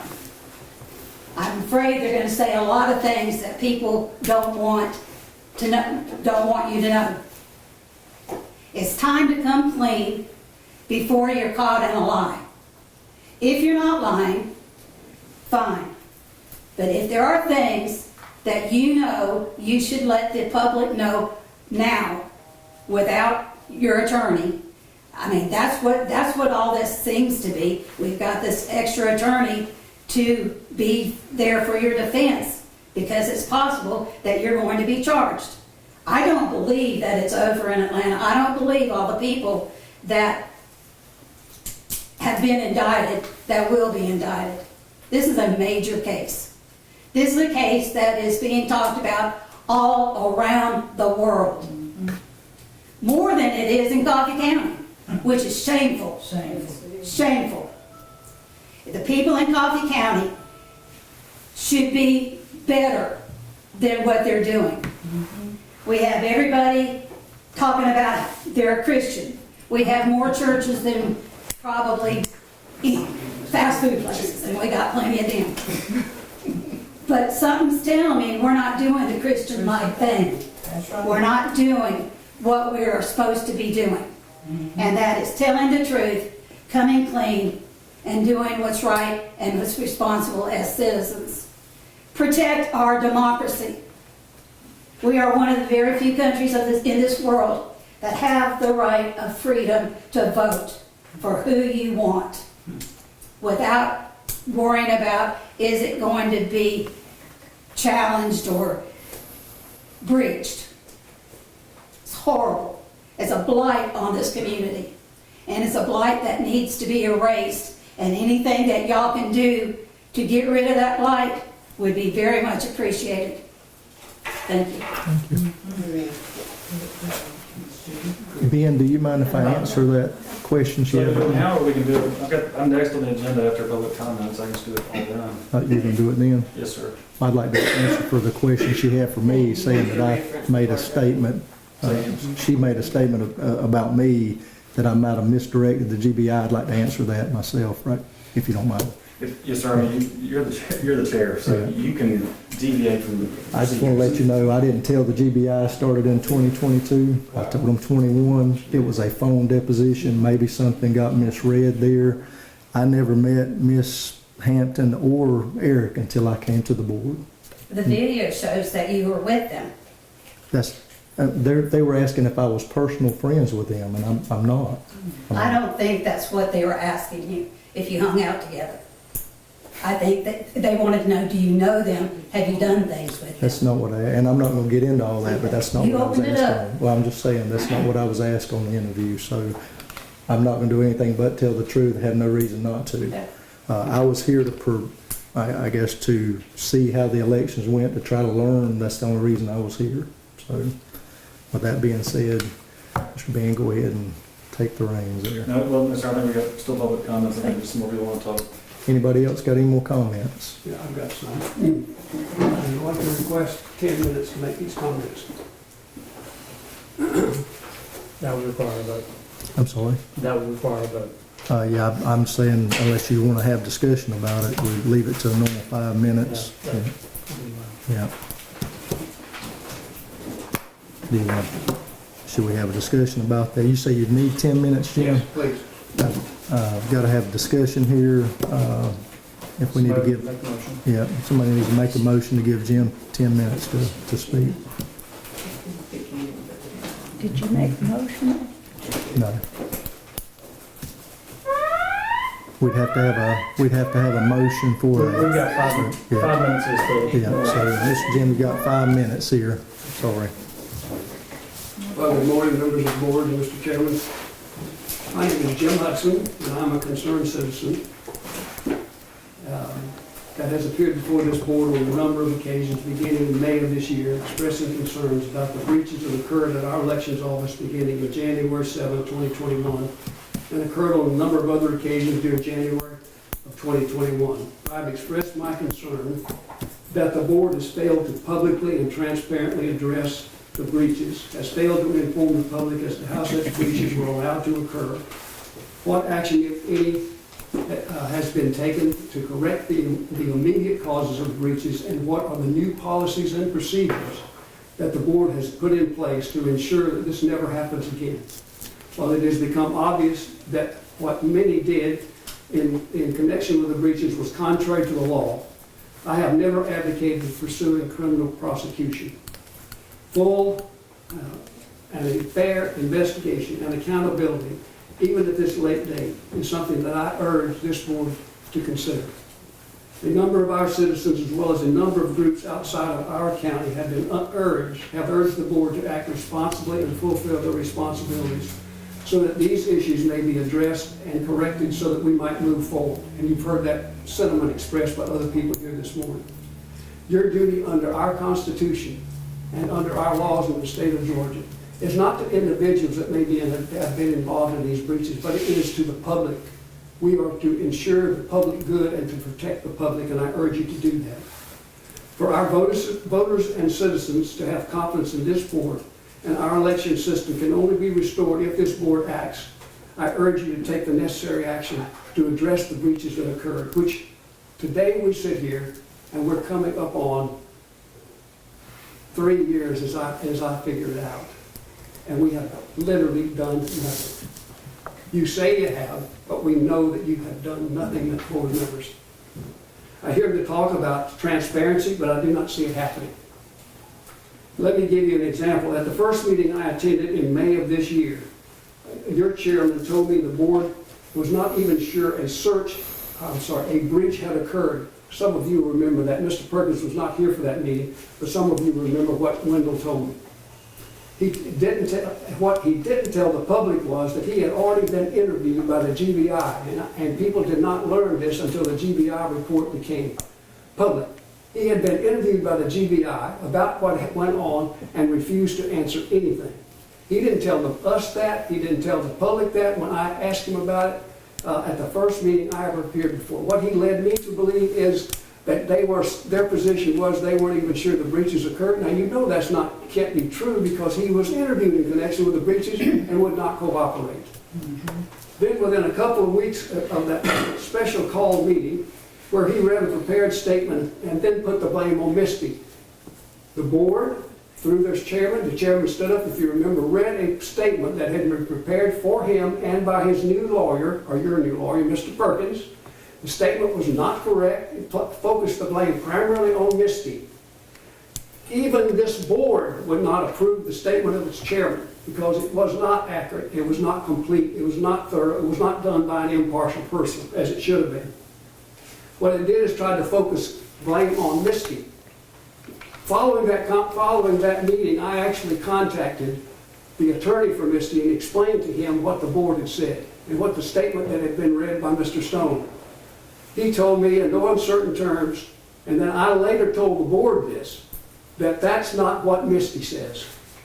And Misty's position was that she had the approval of the board, which means all of the board. But if that's not true, you need an investigation to clear the names of those people who did not participate. If none of you participated, then that needs to be known. Those questions need to be settled. The public no longer has confidence in you, folks. I don't have confidence in you. People that know the facts of this situation don't have confidence in you. We have lost confidence. 8% turnout. Really? The board did not approve the statement, but our chairman gave it to Robert Preston, who's here this morning, and Robert proceeded to publish it on his Douglas Now. So it went out of here and it was exposed to the public when it didn't even have the approval of the board. There's a lot more that can be said, that's why I've asked for some additional time, but I want to jump to one thing to make sure we cover it. On Tuesday, November the 7th, 2023, at about 7:06 p.m., I sent a letter. It's been 5 minutes. May I have 2 more minutes? Yes.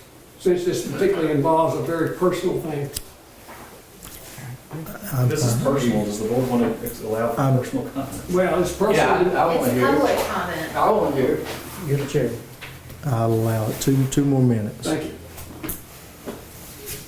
On Tuesday, November the 7th, 2023, I sent a copy of a leaked GBI report, raised even more questions, pamphlet, if you want to call it that, or publication that was put out by the Coalition for Good Governance. I sent it to the board members for their information and consideration. I felt it was important that you knew what was in this particular document.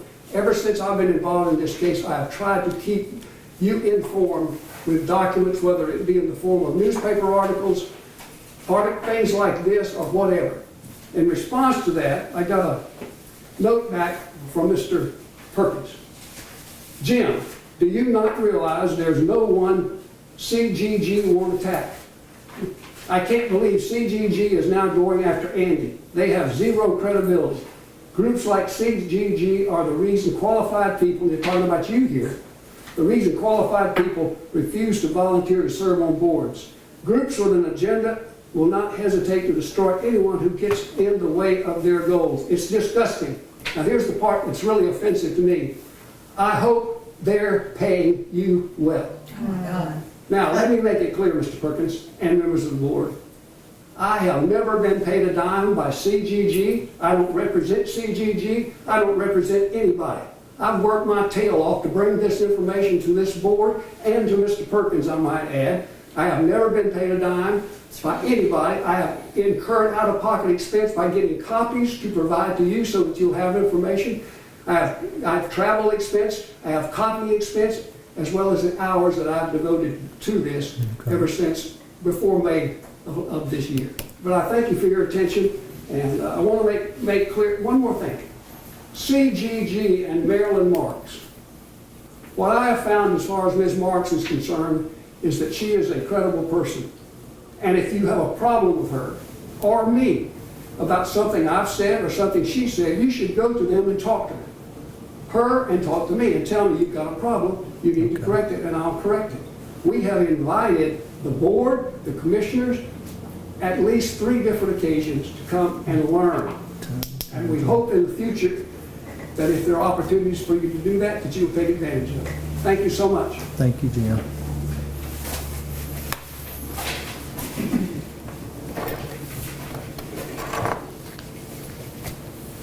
Do we have any other public comment? Lonnie, you're not, no?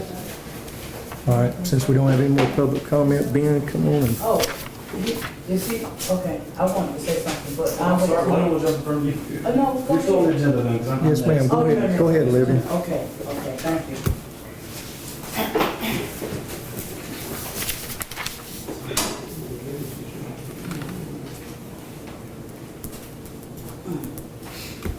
Good morning and thank y'all again. Good morning. Good morning. Good morning. I first have some questions actually about the certification of the votes from November the 7th. So you all did not, you say all you have to do is just let them sign, but they were not read out in the minutes for us to know publicly exactly what the numbers were, right? Nobody said what the numbers are? No, we didn't read out the adjusted numbers. Okay. I just Okay. gave you a copy of them. Yeah, and I actually have several concerns because Tuesday night you told us that there were a total of 24 absentee ballots submitted. Yes. And according to this sheet that I have today, it adds up to be 27. And one of the people at the meeting, the counting's Tuesday night, she asked the question of those 24, who were they for? And you responded to her that 8 of them were for Olivia. You know, it was unofficial writing, Right. so that was your number. But now today, you're saying that it was 27 actual mail-ins, and of those 27. No, Can you show me where you yeah, see 27? I'm not seeing 27. Okay, so what I've done is, absentee by mail for mayor, that's 9. You follow the 9 on the sheet you gave me? Right, you see it? Okay, there's 9 right there, by mail. Okay. Okay, and then, Ward 3, absentee by mail, 12, right there. Okay. 7 for bats, 5 for hawk. So, that's, 21. And then, what was the other ward? 2? Absentee by mail, 2. So that was that. That would be 23. 23? Okay, because the numbers I had, 7 for bats, 5 for Hawk second, that was 12. Then 6 for mayor, that's 18. And then the write-ins that you said that were unofficial, 9. Okay, so the same 6 that voted for mayor Mm-hmm. would have also had a ward or a write-in on their ballot. It's not a separate ballot for mayor. Okay, Yeah. okay. So that 6 then would make the difference to be what? If we, how You would wouldn't it count that one and that one Hey, as Christie, separate. Christie, Olivia, can y'all maybe come back after the meeting and discuss those numbers and that? Have you got anything publicly you would like to say? Well, I wanted to say that publicly because I didn't see where the numbers were adding up to actually be official. That's why I wanted to say it publicly. And I think there were total, because Chrissy, you know, I came to you to get the total numbers for Ward 3, and you were not able to give them to me the other day. Right. And so I'm concerned about that. I'm concerned about that because I've known in the past where people were voting in wards that they didn't belong. So that's a concern. That's why I wanted to get the official numbers for Ward 3 as to the total number of people who voted in Ward 3. And I really don't understand how you couldn't provide it. And that is based on our new computer program, Jarvis. We're no longer using ENET. Ms. Ernst, remember in ENET, it was really simple for us to pull all that up. And Jarvis has not finished tweaking the reports. I can pull the absentee reports, but I cannot, like, I don't know how. And I've reached out to someone, and I'm waiting to hear back from them to see if there's any way that they're aware of that I can get those numbers. And I told her that even, you know, if they can't help me, then I'm sure she can get it from the Secretary of State's office. But at the same time, you know, with you all certifying the numbers, with there being some questions about the election numbers, I don't know if it really should have been officially certified with there being questions, because, for instance, I asked you for everybody who voted on election day, and you gave me this stat here, and it's inaccurate because it has that I voted on election day, it has several people voted on election day, and that's not correct. And that adds up to 1,147 people. It's just not accurate, so I want to go on record making it known that I have a concern as to how these numbers have been calculated and to the number of people who actually voted and who did not get a chance to actually vote in their ward. Okay, so I wasn't aware.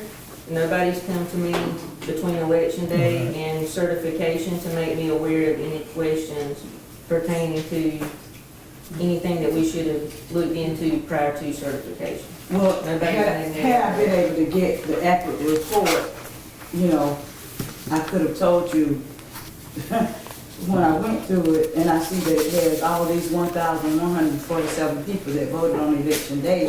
And like I said, it has my name, it has several people's names, Mr. Goodwin's name, several people, and it's listed as November the 7th. So it's not right. It's not right, and I want to go on record making that clear. The other thing that I want to address, you know, Mr. Jim has came tirelessly. We could, over 5 minutes, so do y'all Oh, want I've to been have some over more 5 time? minutes. Yes, ma'am. Well, with some of that I'm just went asking if they into, want to allow you more time, that's all. well, some of that went into her speaking also. That's why I'm asking if they want to give you more time. Okay. Because I'm about done. Y'all want to give her a couple more minutes here? Okay, I think. Okay, thank you. Mr. Jim has come tirelessly, as well as myself, Miss Catherine, all of us, Mr. Neesmith. We have come tirelessly, and you know, I don't understand. I really don't understand the problem, the issue. It's like you all don't want to face the facts about the breach. And like Neesmith said, that's why we have the low turnout that we had. I mean, people have no confidence in our system anymore. They have no confidence in a lot of elected officials anymore. And it's just not right. So pertaining to what Neesmith asked about the investigation, federal investigation, before I take my seat, could I get you all thoughts about one quickly? If you all. Procedurally, it would be best if y'all do that in I was your fixing to say, agenda. I would rather not, comment on it right I now. couldn't hear it. So after I speak, so the way the agenda's set up is public comments, then I speak, and then they'll speak. And so my preference, just to follow their own procedure they've adopted, was for them to speak to that question and any other questions they want to address during their part. Just Oh, keep okay. it more orderly. Okay. That's fine. Well, I just have one last question that I want to ask, and I want to ask Mr. Isaiah. Mr. Isaiah, did you say something to me on election day pertaining to the fact about they were having a discussion about a ballot being stolen or lost? Yeah, Christy said that during her comment, she said that she was going to meet with the IT person that was going to run the camera. Yes. So I was kind of confused because maybe Miss Ernestine thought I was talking about something else, but she said it had been resolved. And then you said, It has, the camera shows where the ballot went. That was the ballot that the voter refused to surrender after they voted on a provisional, which would have given a ballot leaving the premises. And the issue with that is you never know if somebody will try to come back in and run that ballot through the scanner and cast an extra vote because, you know, I mean, things happen. You just have to, that's why we ask them to surrender if they go back and do a provisional, to make sure that we can account for every ballot. And so we went back and watched the cameras and we know exactly where the ballot went. And so thank you, Mr. Isaiah, because you did say you were told that it got resolved, right? Okay, all right, that's all I have, but I just hope that you all will agree to a federal investigation, like has been suggested so many times. Thank y'all for the extra time. Thank you. Do we have any more public comment? All right, Ben, let's try it again.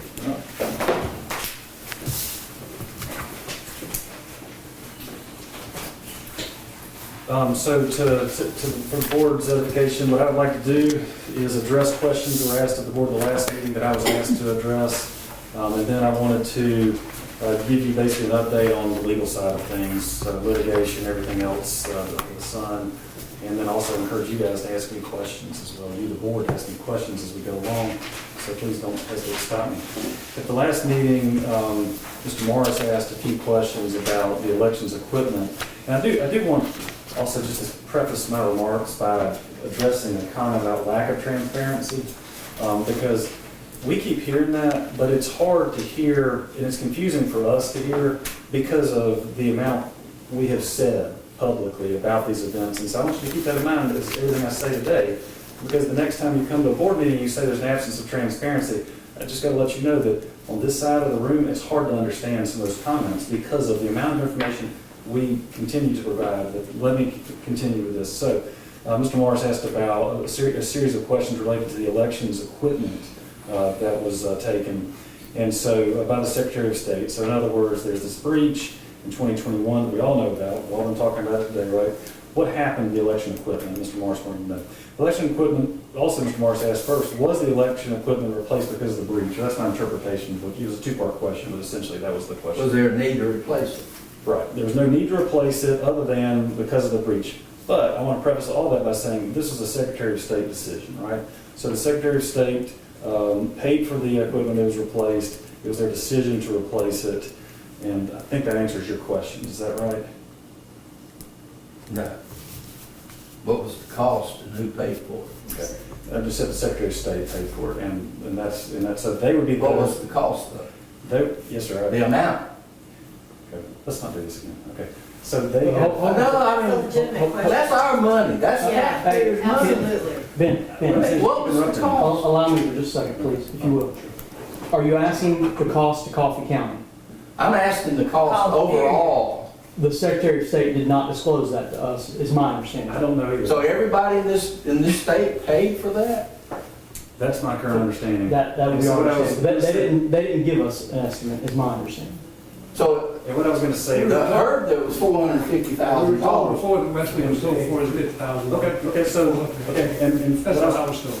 And so it didn't need to be replaced, but it cost the taxpayers of the state of Georgia $450,000. okay. And so what I was actually going to say before I was interrupted was I think the Secretary of State would be the best entity to ask for an exact number. I did. Okay, good. So I've emailed them, I've called them, and got nothing, zero. But no, our representatives should find out. Okay.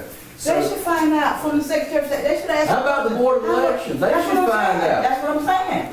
They should ask the You question. guys How much was calm it? down. We'll ask that question. Okay. We will I definitely ask that question. asked it, in the, Well, we had asked who Ben paid has- I for mean, it, how many right, months- and how Ben, many weeks, right, months that's what I'm you have to saying. go to get Let an them answer? finish. Let them Yeah, finish. sounds good. it's really hard to respond and make presentations during these meetings because of the vitriol that comes at the speakers. It's not vitriol. It feels like it because of your tone of voice. And so I'm just asking everybody. So why do we need an attorney? Why do they need an attorney?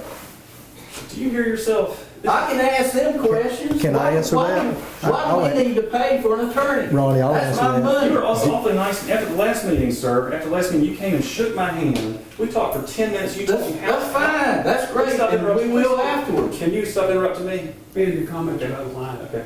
And you, sir, are completely out of line. I'll address you in a minute, okay? Oh, Come on, give us you're out of here. Okay, so you, after this meeting, the last meeting, you had nothing nice things to tell me. You want to talk about your friends in Savannah, if you get a good. That's fine. What happened between now and then? You came in, you are paid, we are paying you. We're paying you to, But what happened? why do you need him? Can you answer that question? Because I don't understand why you're so much angry at it today as opposed to It's frustration. the last time. It's frustration, just like 8% of the people, the Coffee County people You're went an and attorney, voted. it's not, shouldn't be personal. Right. All right, so the next. I know you're getting The paid, last so, question, you know. the last question I was asked by Ms. was actually about Ms. Ernestine, but it related to the same question that Mr. Morris asked earlier, which was any personal information taken? And so I'm going to talk to you all about that more in a minute, but as you're aware, a summary judgment order came out in the Curling and Coalition versus Raffensperger case. And in that case, the judge addresses that question because she addresses the fact that one of the items that was accessed was poll pads. And so poll pad would potentially have voter data on it. What we don't know is, it says, well, in fact, the order says partially accessed poll pads. And so all I can tell you is to me that means that at least there's a potential for the fact that voter information was obtained by, you know, the breaching parties, Sullivan, Strickler, et cetera. And I don't know much more than that other than I called one of the Secretary of State's lawyers and asked him in general about that question before this order was entered. And he said, you know, I said, was that their intention from anything you've seen to basically somehow take personal information from voters and do something with it or something like that? He said he didn't think so. Like their understanding was, you know, whatever these guys, the breaching people were doing, it wasn't like, oh, let's find out about how Ben Perkins voted for Congress or something like that. But that answer your question, unfortunately, seems to be, they at least obtained something that would have the means to contain some voter information. So you're saying that the information that's out floating around now cannot be obtained from anyone else? And I don't know. I don't know. You know, so we don't. That's the thing. Who knows? It's a risk. So I also now want to talk about an issue that was raised today as well as in the past, and it was a question that I think the board may want to go ahead and address. And so I'm going to tell what I generally have an understanding of and suggest if you guys have any comments about it, now might be a good time to talk about it. One of the questions that I hear that sort of resonates with me is a question I had as well when I was first engaged, which was, why wasn't more done to investigate whatever happened in the year 2021? So we know from the timeline, January 7 is the beginning, the first day of the breach that happened here. And there were, according to this order, there were many days, or several days at least afterwards that happened where there was, you know, some additional breaching. And then something that I've seen at least alleged is that the press got wind of the breach from Marilyn Marks from the Coalition for Good Governance. And I've got issues with Marilyn Marks, but also, like, she uncovered the breach, right? We all know that. I think we all have respect for the fact that she did that.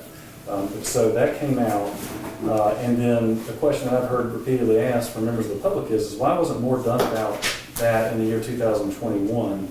And so I want to tell you all what I've heard, which is essentially that we didn't really have a clue what happened.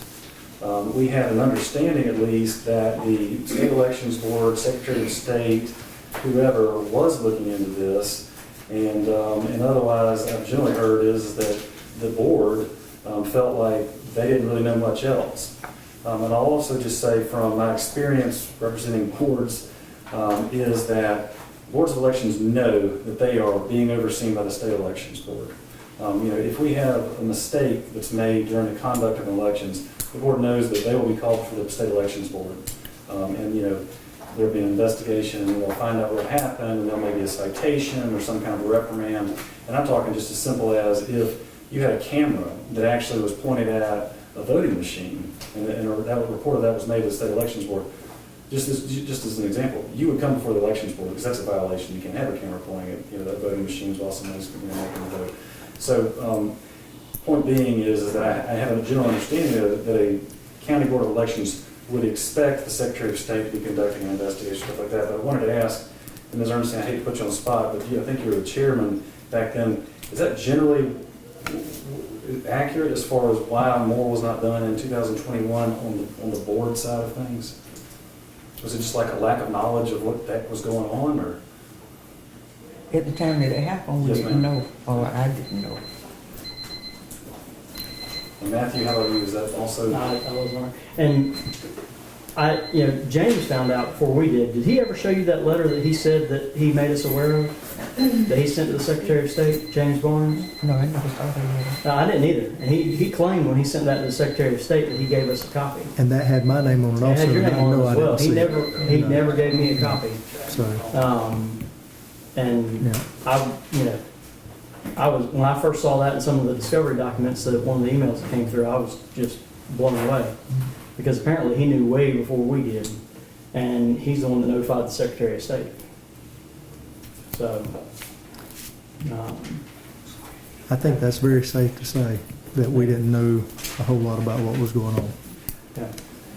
I mean, I'll tell you that, and the reason I'm speaking to Matthew and Andy and Ms. Ernestine is because Mr. Cantor and Ms. Paula were not on board then, and so, but that's the reason I'm just asking those questions. But, I've read an awful lot, and I haven't seen anything that indicates, that calls into question what you just said. But I think that's the question the public has asked, and during the public comment, some of you may want to address that further, because you've received a lot of questions and inquiries about those types of issues. So the next thing I want to talk to you about is the Coalition for Good Governance and Curling lawsuit against the Secretary of State, and then their derivative action against this Coffee County Board of Elections.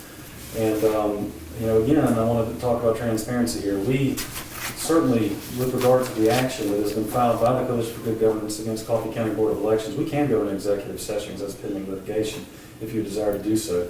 But I think in the spirit of transparency, let's talk about it here and now. Is that okay with everybody? That's fine with me. So, the Coalition for Good Governance and the curling lawsuit against the Secretary of State, the trial court, Judge Totenberg, entered an order on November the 10th in that case. Secretary of State and Fulton County are defendants in that case, and they filed a motion for summary judgment asking the judge to throw the case out. And the judge denied in part for those motions. The judge did say that Fulton County is out, so the coalition's claims against Fulton County are dismissed. However, the claims against the state defendants remain. And so I think this is a key for your purposes, at least for conducting future elections, for what you should know about that ruling. The court first explicitly said on page 4 of its order that the court cannot require the state to conduct elections with hand-marked paper ballots, because that was one of the big claims that Coalition for Good Governance wanted. They wanted at least my perception is, they wanted a ruling that to do away with electronic voting and to go back to hand-marked paper ballots. So y'all know what that is. So the court said I can't do that. I can't require that to happen because that's basically fully within the province of the state legislature of Georgia to do. And so I think that's important to you. Just that basic principle is important to you. Probably Mr. Tanner more than him, as you're new to the board, is that the state tells us the equipment we have to use for conducting elections, except for municipal elections. So we've got a requirement to follow what the state requires. So this judge says that. Now then, as for the other relief that the coalition seeks, this is what the court said. Basically says we're going to have to go to trial, and if they prevail at trial, something like this could be ordered or agreed upon by the parties. And the court made it very clear in its order, it's my interpretation of the order, that the court hopes the parties can work something out together. But if not, the court went ahead and said, this is what I might be able to do at the conclusion of this litigation. Number 1, provide for the use of print ballots for vote counting without the use of QR codes. Number 2, administering a broader scope and number of election audits to address vote count accuracy and other related issues. And number 3, implementing other essential cybersecurity measures and policies recommended by the nation's leading cybersecurity experts and firms, including the Department of Homeland Security's CISA. So, in other words, the court may enter an order and is really suggesting that if the parties reach an agreement to do things to address some issues that are frankly been raised in this very room. One, as you probably know, there's a lot of people that have a lot of concerns about those QR codes on the printed ballots. So the court's saying, that's one potential opportunity to address those concerns is to do away with the QR codes. Number two, the court could administer, they could require the administration of additional audits to ensure accuracy.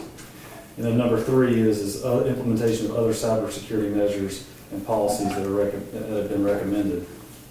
So I'm just telegraphing to you here that what I foresee is a result that includes those items as probably a probable result. And so that's going to affect voting in the state of Georgia, because if the court enters an order to that degree, then the Secretary of State will have to do those things, and then potential result will be more audits and things like that. Nothing that sounds bad to me. I mean, if it's improving the safety and security of our election, sounds fantastic. So, again, I mentioned respect for Coalition for Good Governance. If the outcome of this litigation is safer or more secure, reliable elections, then that's fantastic, right? I don't think any of us would disagree with that. So the next thing I want to talk to you about is the litigation filed by the Coalition for Good Governance against Coffee County Board of Elections. And so I've heard a number of people refer to it as a lawsuit. This is a minor distinction. I wouldn't call it necessarily a lawsuit because it's really a discovery action. The federal courts refer to these as miscellaneous actions. They don't refer to them as lawsuits, at least in my dealings with them. The relief sought by them is a motion to compel. They have a motion to compel. That is the action itself instead of a lawsuit. It's a motion. And they seek the production of emails and documents from Misty Hampton's computer conducted in the course and scope of her, or just basically while she was working here, I shouldn't say course and scope. So that's what they seek. So here's where we stand on that.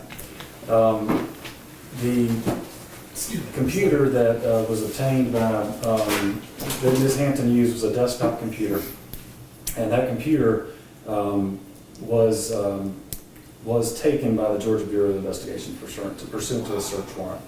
And so what many people, what Coalition for Good Governance at least criticizes the county about is the fact that the county did not make a copy of the hard drive of that computer prior to handing it over to the GBI. And this happened long before I was involved. And I think some people feel that they should have made a copy of that hard drive. But we can't rewrite history, and so that is the history. That's what happened. As far as explanations, I'm not here to make explanations because I had no involvement whatsoever in the decision. But I've heard explanations that included the concern that making a copy of that hard drive, what if something goes wrong? Making a copy of the hard drive, that hard drive is going to contain a notation that a copy of it was made. And would the GBI find that to be a potential interference or improper action or something like that? I don't know. To some that seems crazy. To others it doesn't. I do know I've only had, in my career, I had one lawsuit involving a similar issue. And that was made an issue, was the act of copying, because there's this big debate about whether that tag that showed the copy was also a tag showing deletion, at least extraction. So I don't know. But it wasn't a decision that we were involved in. None of you were involved in that decision, to my knowledge. Right. Can I ask a question there? Sure. Did anybody on the board even know they were coming to take the computer? I didn't. I didn't. So that's just a point I wanted to make. We didn't even know it was coming out of here. So that's a very good point. So, like I said, there's a lot of criticism about that decision to not make a copy, but there's also fortunate news that has recently arisen. So, the public doesn't know this, but some of these people don't know this, but I formed the board of this. Judge Totenberg, in the curling litigation against Secretary Raffensperger, entered an order on, I think it was on the 10th also, essentially requiring the production of the content of that computer that's in the GBI's possession. And it's kind of an interesting order because the GBI was actually not a party to the case, but the judge, the way she wrote her order, was pretty clearly telling the GBI, you better do this. And so yesterday, the coalition forwarded to me correspondence indicating that the GBI, the Secretary of State, in cooperation with GBI, anticipated, at least my interpretation of it, was anticipated producing the content of that computer by the 17th, if not sooner. And so that directly relates back to what I was telling you about this law, this action against the Board of Elections. because much of what the coalition seeks in their motion is that electronic documentation. And what I foresee now, based on that correspondence I was given yesterday, is that those documents and emails will be produced to all the parties. And I think Mr. Neesmith mentioned that as well. And again, I don't think anybody's got a problem with that. I mean, I think this board is just like, great, let's get it out there. So hopefully that issue is resolved then, and a lot of people will have a lot of questions answered, as I hope, I think. Okay, so that's where I stand. Y'all, before I move on to any other issues, do y'all have any more questions about that litigation? All right. Mr. Attorney, is the board didn't know anything about the GBI coming to get, is that what y'all were saying? That's what they just said. Yeah. So who did they correspond with when they? I think that was Rachel at the time that was actually here. Well, I think what happened was there was a point where, let me think here.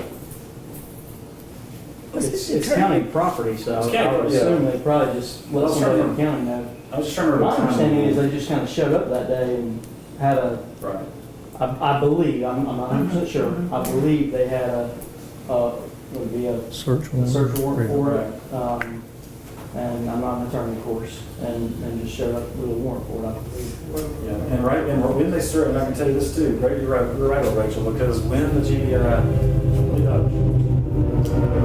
believe I was told that when the GBI arrived, Rachel asked to see if there's any documents on the computer that were, needed for future operations, and so those files were saved. And then the GBI took it. And I believe I was told or read that GBI was, videoed that action or something to that effect. So yeah, so I think that does address Ms. Pearson does address that question because, I think that's how it went down. So this board didn't know. Board staff was at least aware at the time, and then also to address the related question you're asking, Ms. Pearson, the county attorney was involved in that process as far as the coordination with GBI. Yes, sir. Is it okay if I hear Mr. Neesmith? Okay. Okay, so like the text message between Mr. McCullough and Misty, Same. the text message between Mr. McCullough, Misty, and Perry. I'm sure that's all The text message, they released those here too? Text messages were produced a long time ago. Oh, but had you released it, do they do the board know about? Oh, I don't, and I'm not deeply involved in that litigation, but I've seen a lot of text messages from Ms. Hampton's phone produced. They'll be coming up shortly. Okay. All right. So, Thank you. did you have a question? Okay. So, yes, ma'am. All right. So, yes, ma'am.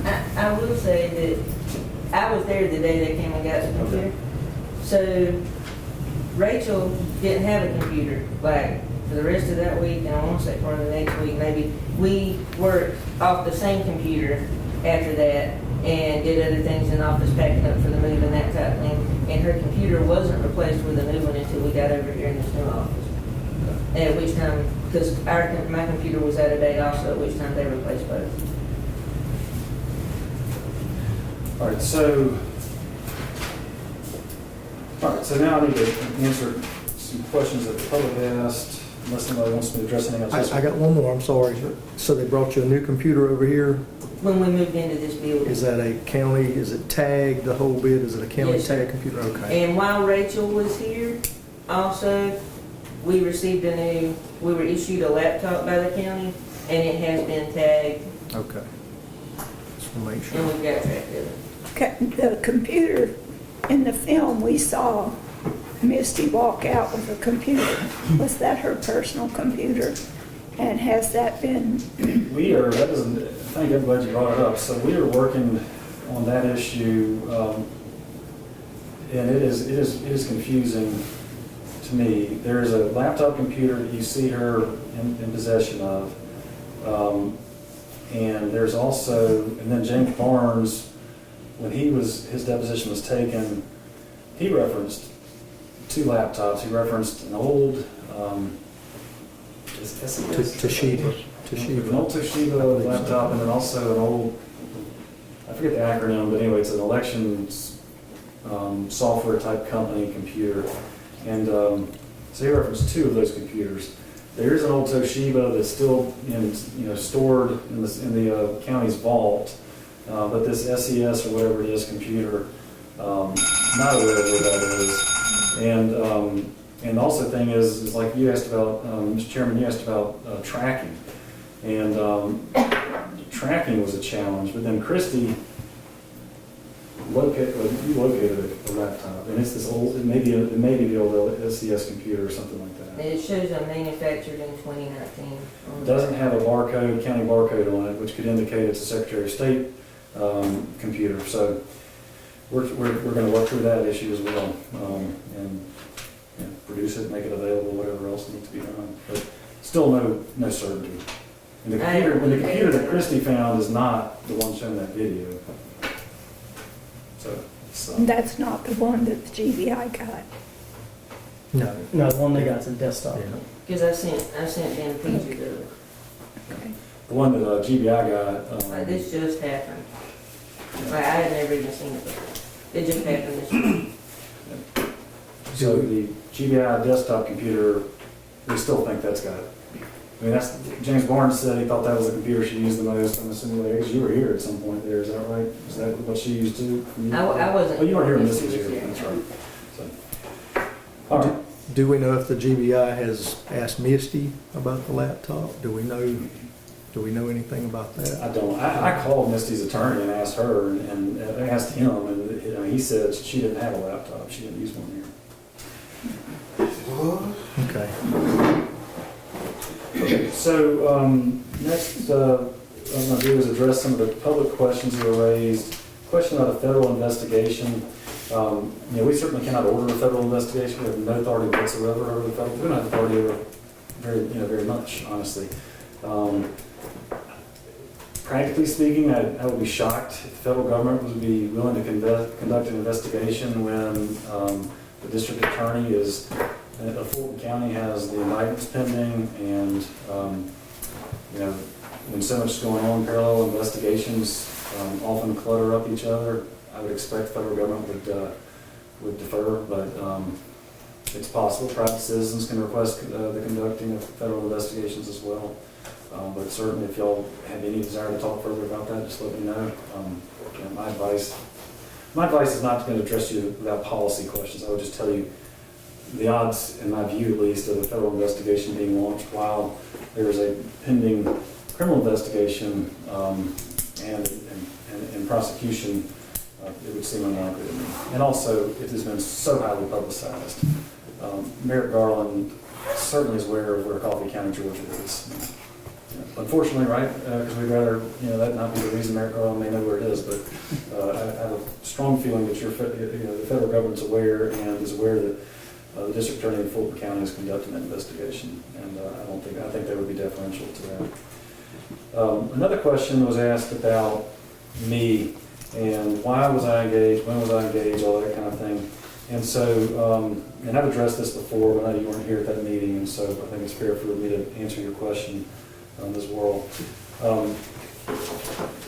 My understanding was that Mr. Rowell was being criticized by a lot of outside parties because of his service of his representation for the Board of Elections, and that there were a lot of people saying that a different attorney was needed. And so my understanding is that because of my background, I defended Chatham County against Donald Trump's lawsuit. I've handled a lot of other matters like that, which would indicate my neutrality in matters. My understanding was that was why I was suggested as a potential option. And then I think there is a procedural issue that it's fair for anybody to raise, and which is the fact that I was provided to this board. And so the last meeting, Ms. Paula, or the meeting before, asked that question directly: who is your duty to? Who do you answer to? And I answer to this board. And the one thing I guess procedurally I've never done nor have I asked for, but I should say this to you guys now, is that any time. First of all, you're free to take whatever advice you want to give. But the second of all is, if you ever want to make a motion to terminate, my services to the board, you can make that motion, and I'll help you make it. And I will understand that, no hard feelings whatsoever. Okay, but in the meantime, my duty is to you guys. I want to reaffirm that fact, And when I say you guys, I mean the board. So, just as an example, if I got wind that any one board member had done anything improper, I would bring that to the entire board. If I got wind that any one board member was involved in the January 7 breach, I would bring that information to the entire board. I'm not going to go, I got to hide that because this one member says so. No, I do these to the board of elections, not to any individual member. So I want to assure you of that. And I want to assure you that if I ever came across any information, which I have not, that I would bring it to the entire board's attention. A comment was made that, the board... So is Mr. Ralph still on, alive with, is he on the payroll too? He's the county attorney, and so in his capacity as a county attorney, Mr. Rowell and his law firm do provide legal services to the county and the Board of Elections. In particular, that relates to open records requests, because his office has a tremendous amount of institutional knowledge just about county records and things of that nature. They continue to handle open records requests. As far as providing legal advice to the board, this board has to tell me if I'm wrong, but my understanding is this board has only been receiving legal advice from me since I was engaged in June of this year. Ben, Sure. do you have client attorney privilege with the board? Yes. Because they're my client. So whatever if they come to you and say, look, we know of a case where somebody was involved on January the 7th, you couldn't divulge that information, right? I don't agree with that. I don't. First of all, my view of being an attorney is that I can't allow the furtherance of an illegal act. And so, secondly, the only circumstance where I can envision something like what you say happening is from one individual member telling me that, or from another individual member telling me that they suspected so and so. And again, like I just said, if that would happen, I would bring it to this entire board, because I think that that's just the right thing to do, and I think it's my duty. The board as a whole doesn't meet privately with them because that would be considered a meeting. So to have that, they still have to meet individually. But he's hired by the board, so they have client attorney privilege, right? Individually, yeah.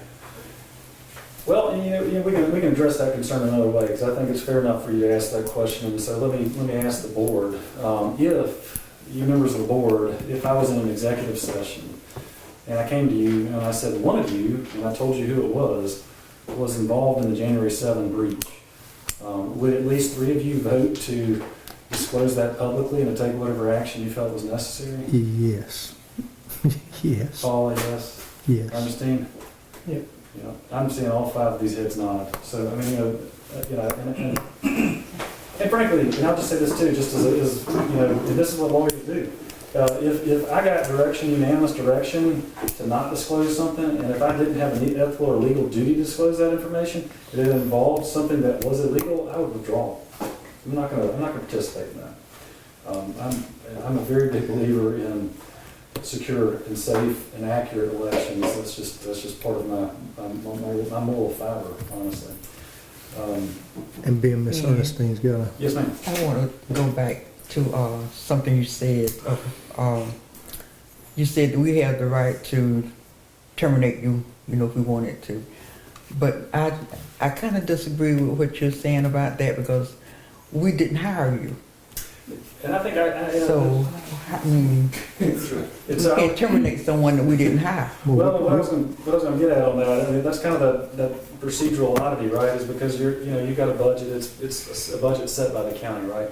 And so what would happen if you did that? I'm sure is if you said, we don't like Perkins' representation. We want to have a new lawyer. And then what would happen is, or maybe you would say we don't need a lawyer. I think you probably do want a lawyer right now, just because of everything that's been going on right now. We're in federal court right now, just an example. So what I anticipate would happen is that y'all would terminate my engagement, and then the county, would find a new lawyer for you. And I think if you guys, and something that I know didn't happen last time was y'all didn't have, they just provided you with a lawyer, right? And instead of asking you guys for your insight on that. And so I think my suggestion to you guys would be, if you decided to disengage me in that process, I would suggest that your next motion be, and we want to be involved in the selection of your next attorney, just to make sure that you guys feel empowered and protected in that way. What procedures? Who did hire you? Right. Who did hire you? Right. Who did hire you? I'm gonna answer, but please I'm sorry. keep your tone nice, because Oh, I'm just, Okay, I fine. just. Okay, yeah, I was hired by the county hired me, the county hired me. We got the county, commissioners, they hired you. No, Oh, Wesley. my engagement letter, I wrote my engagement letter to Wesley, but I wasn't like at a meeting or anything, I don't know. But, like we said, we have a county attorney, Mr. Rob. Sure. So you said if we was to, and not, I mean, you okay with me, I mean, but what I'm saying is, you said if they was to terminate your service, we'll have to get an attorney. Ultimately, it has to be approved by the county commissioners. Huh? But you Ultimately, said because they said the his budget. experience is more in line with this type Yes, ma'am. of Correct. procedure that's been going on with the bridge and everything Correct. else So, than what Mr. Rowell Yes, ma'am. was Yes, ma'am. That's exactly familiar right. with. That's what I understand. Yeah. So Wesley made, I take it, Wesley made, as the county manager, made the recommendation to the Coffee County Commissioners, and they voted on it. Is that? I'm just not sure.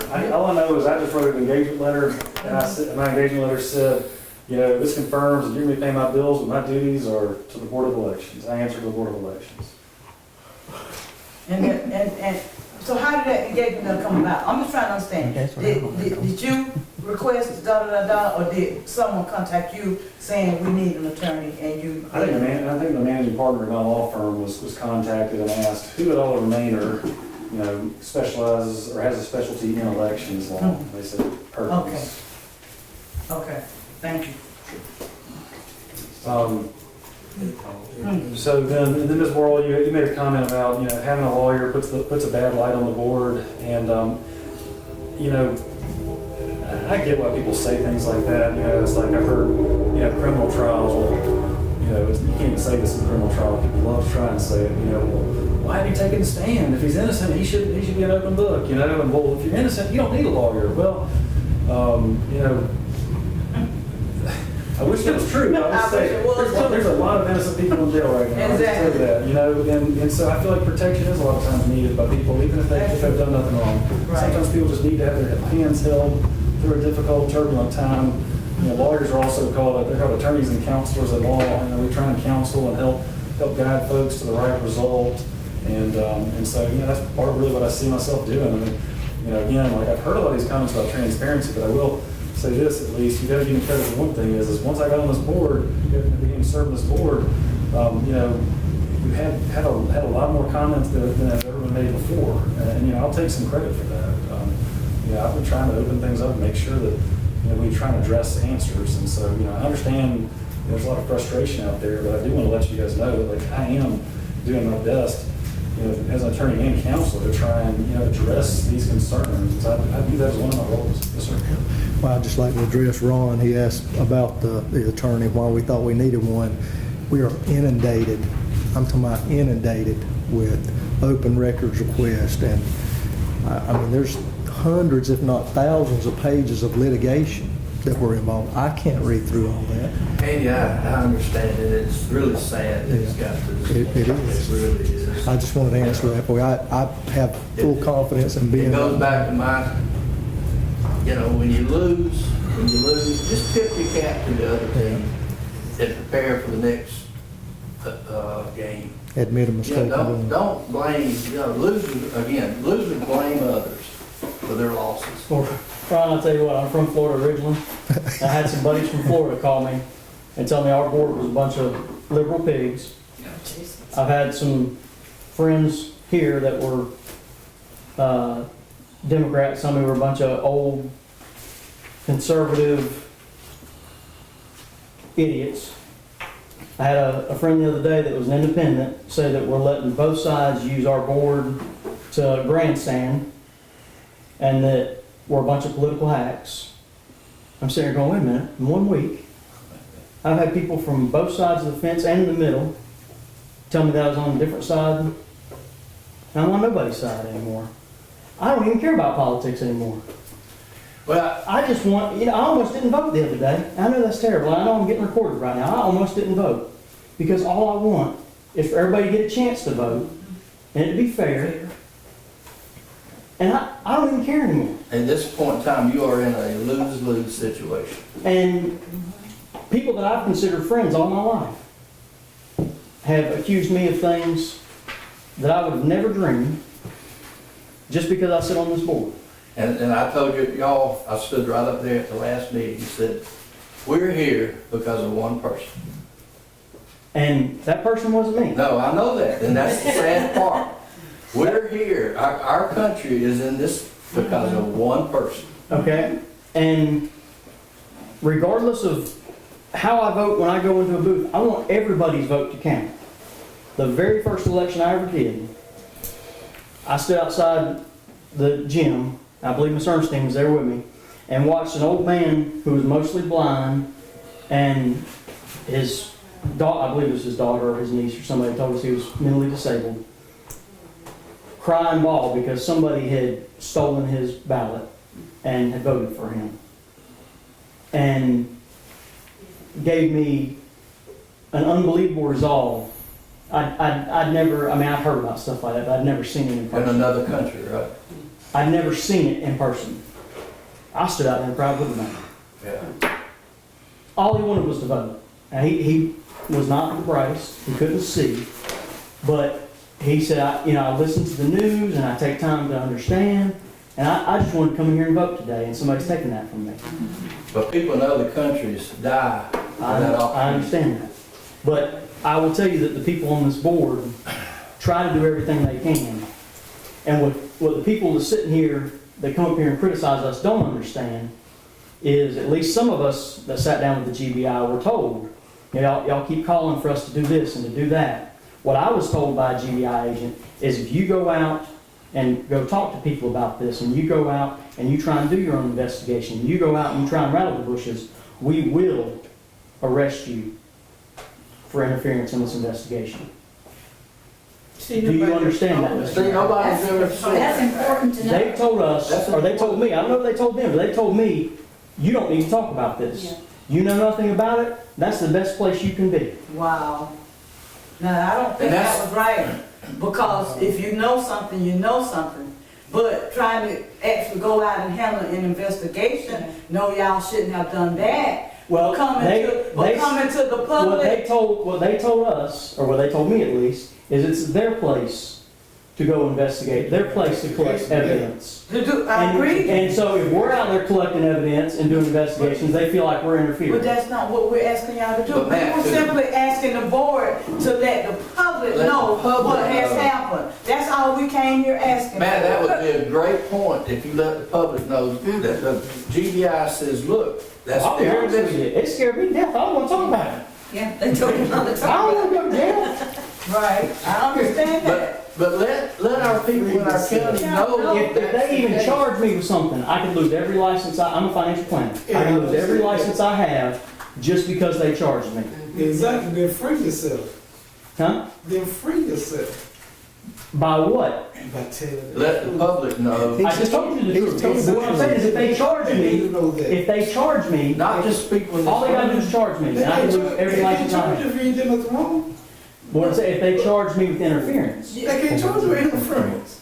but if I go out doing stuff that I've been asked to do, You ain't doing nothing. I know. But I do think We'll that, talk about that later. I think that is an important point, is like, is, litigation can really clamp things down, right? I mean, if my client gets sued, I tell my client, don't talk to anybody about this thing, only me, don't talk to anybody other than me, because if you do, somebody's gonna twist what you said around and use it against you and all that kind of stuff.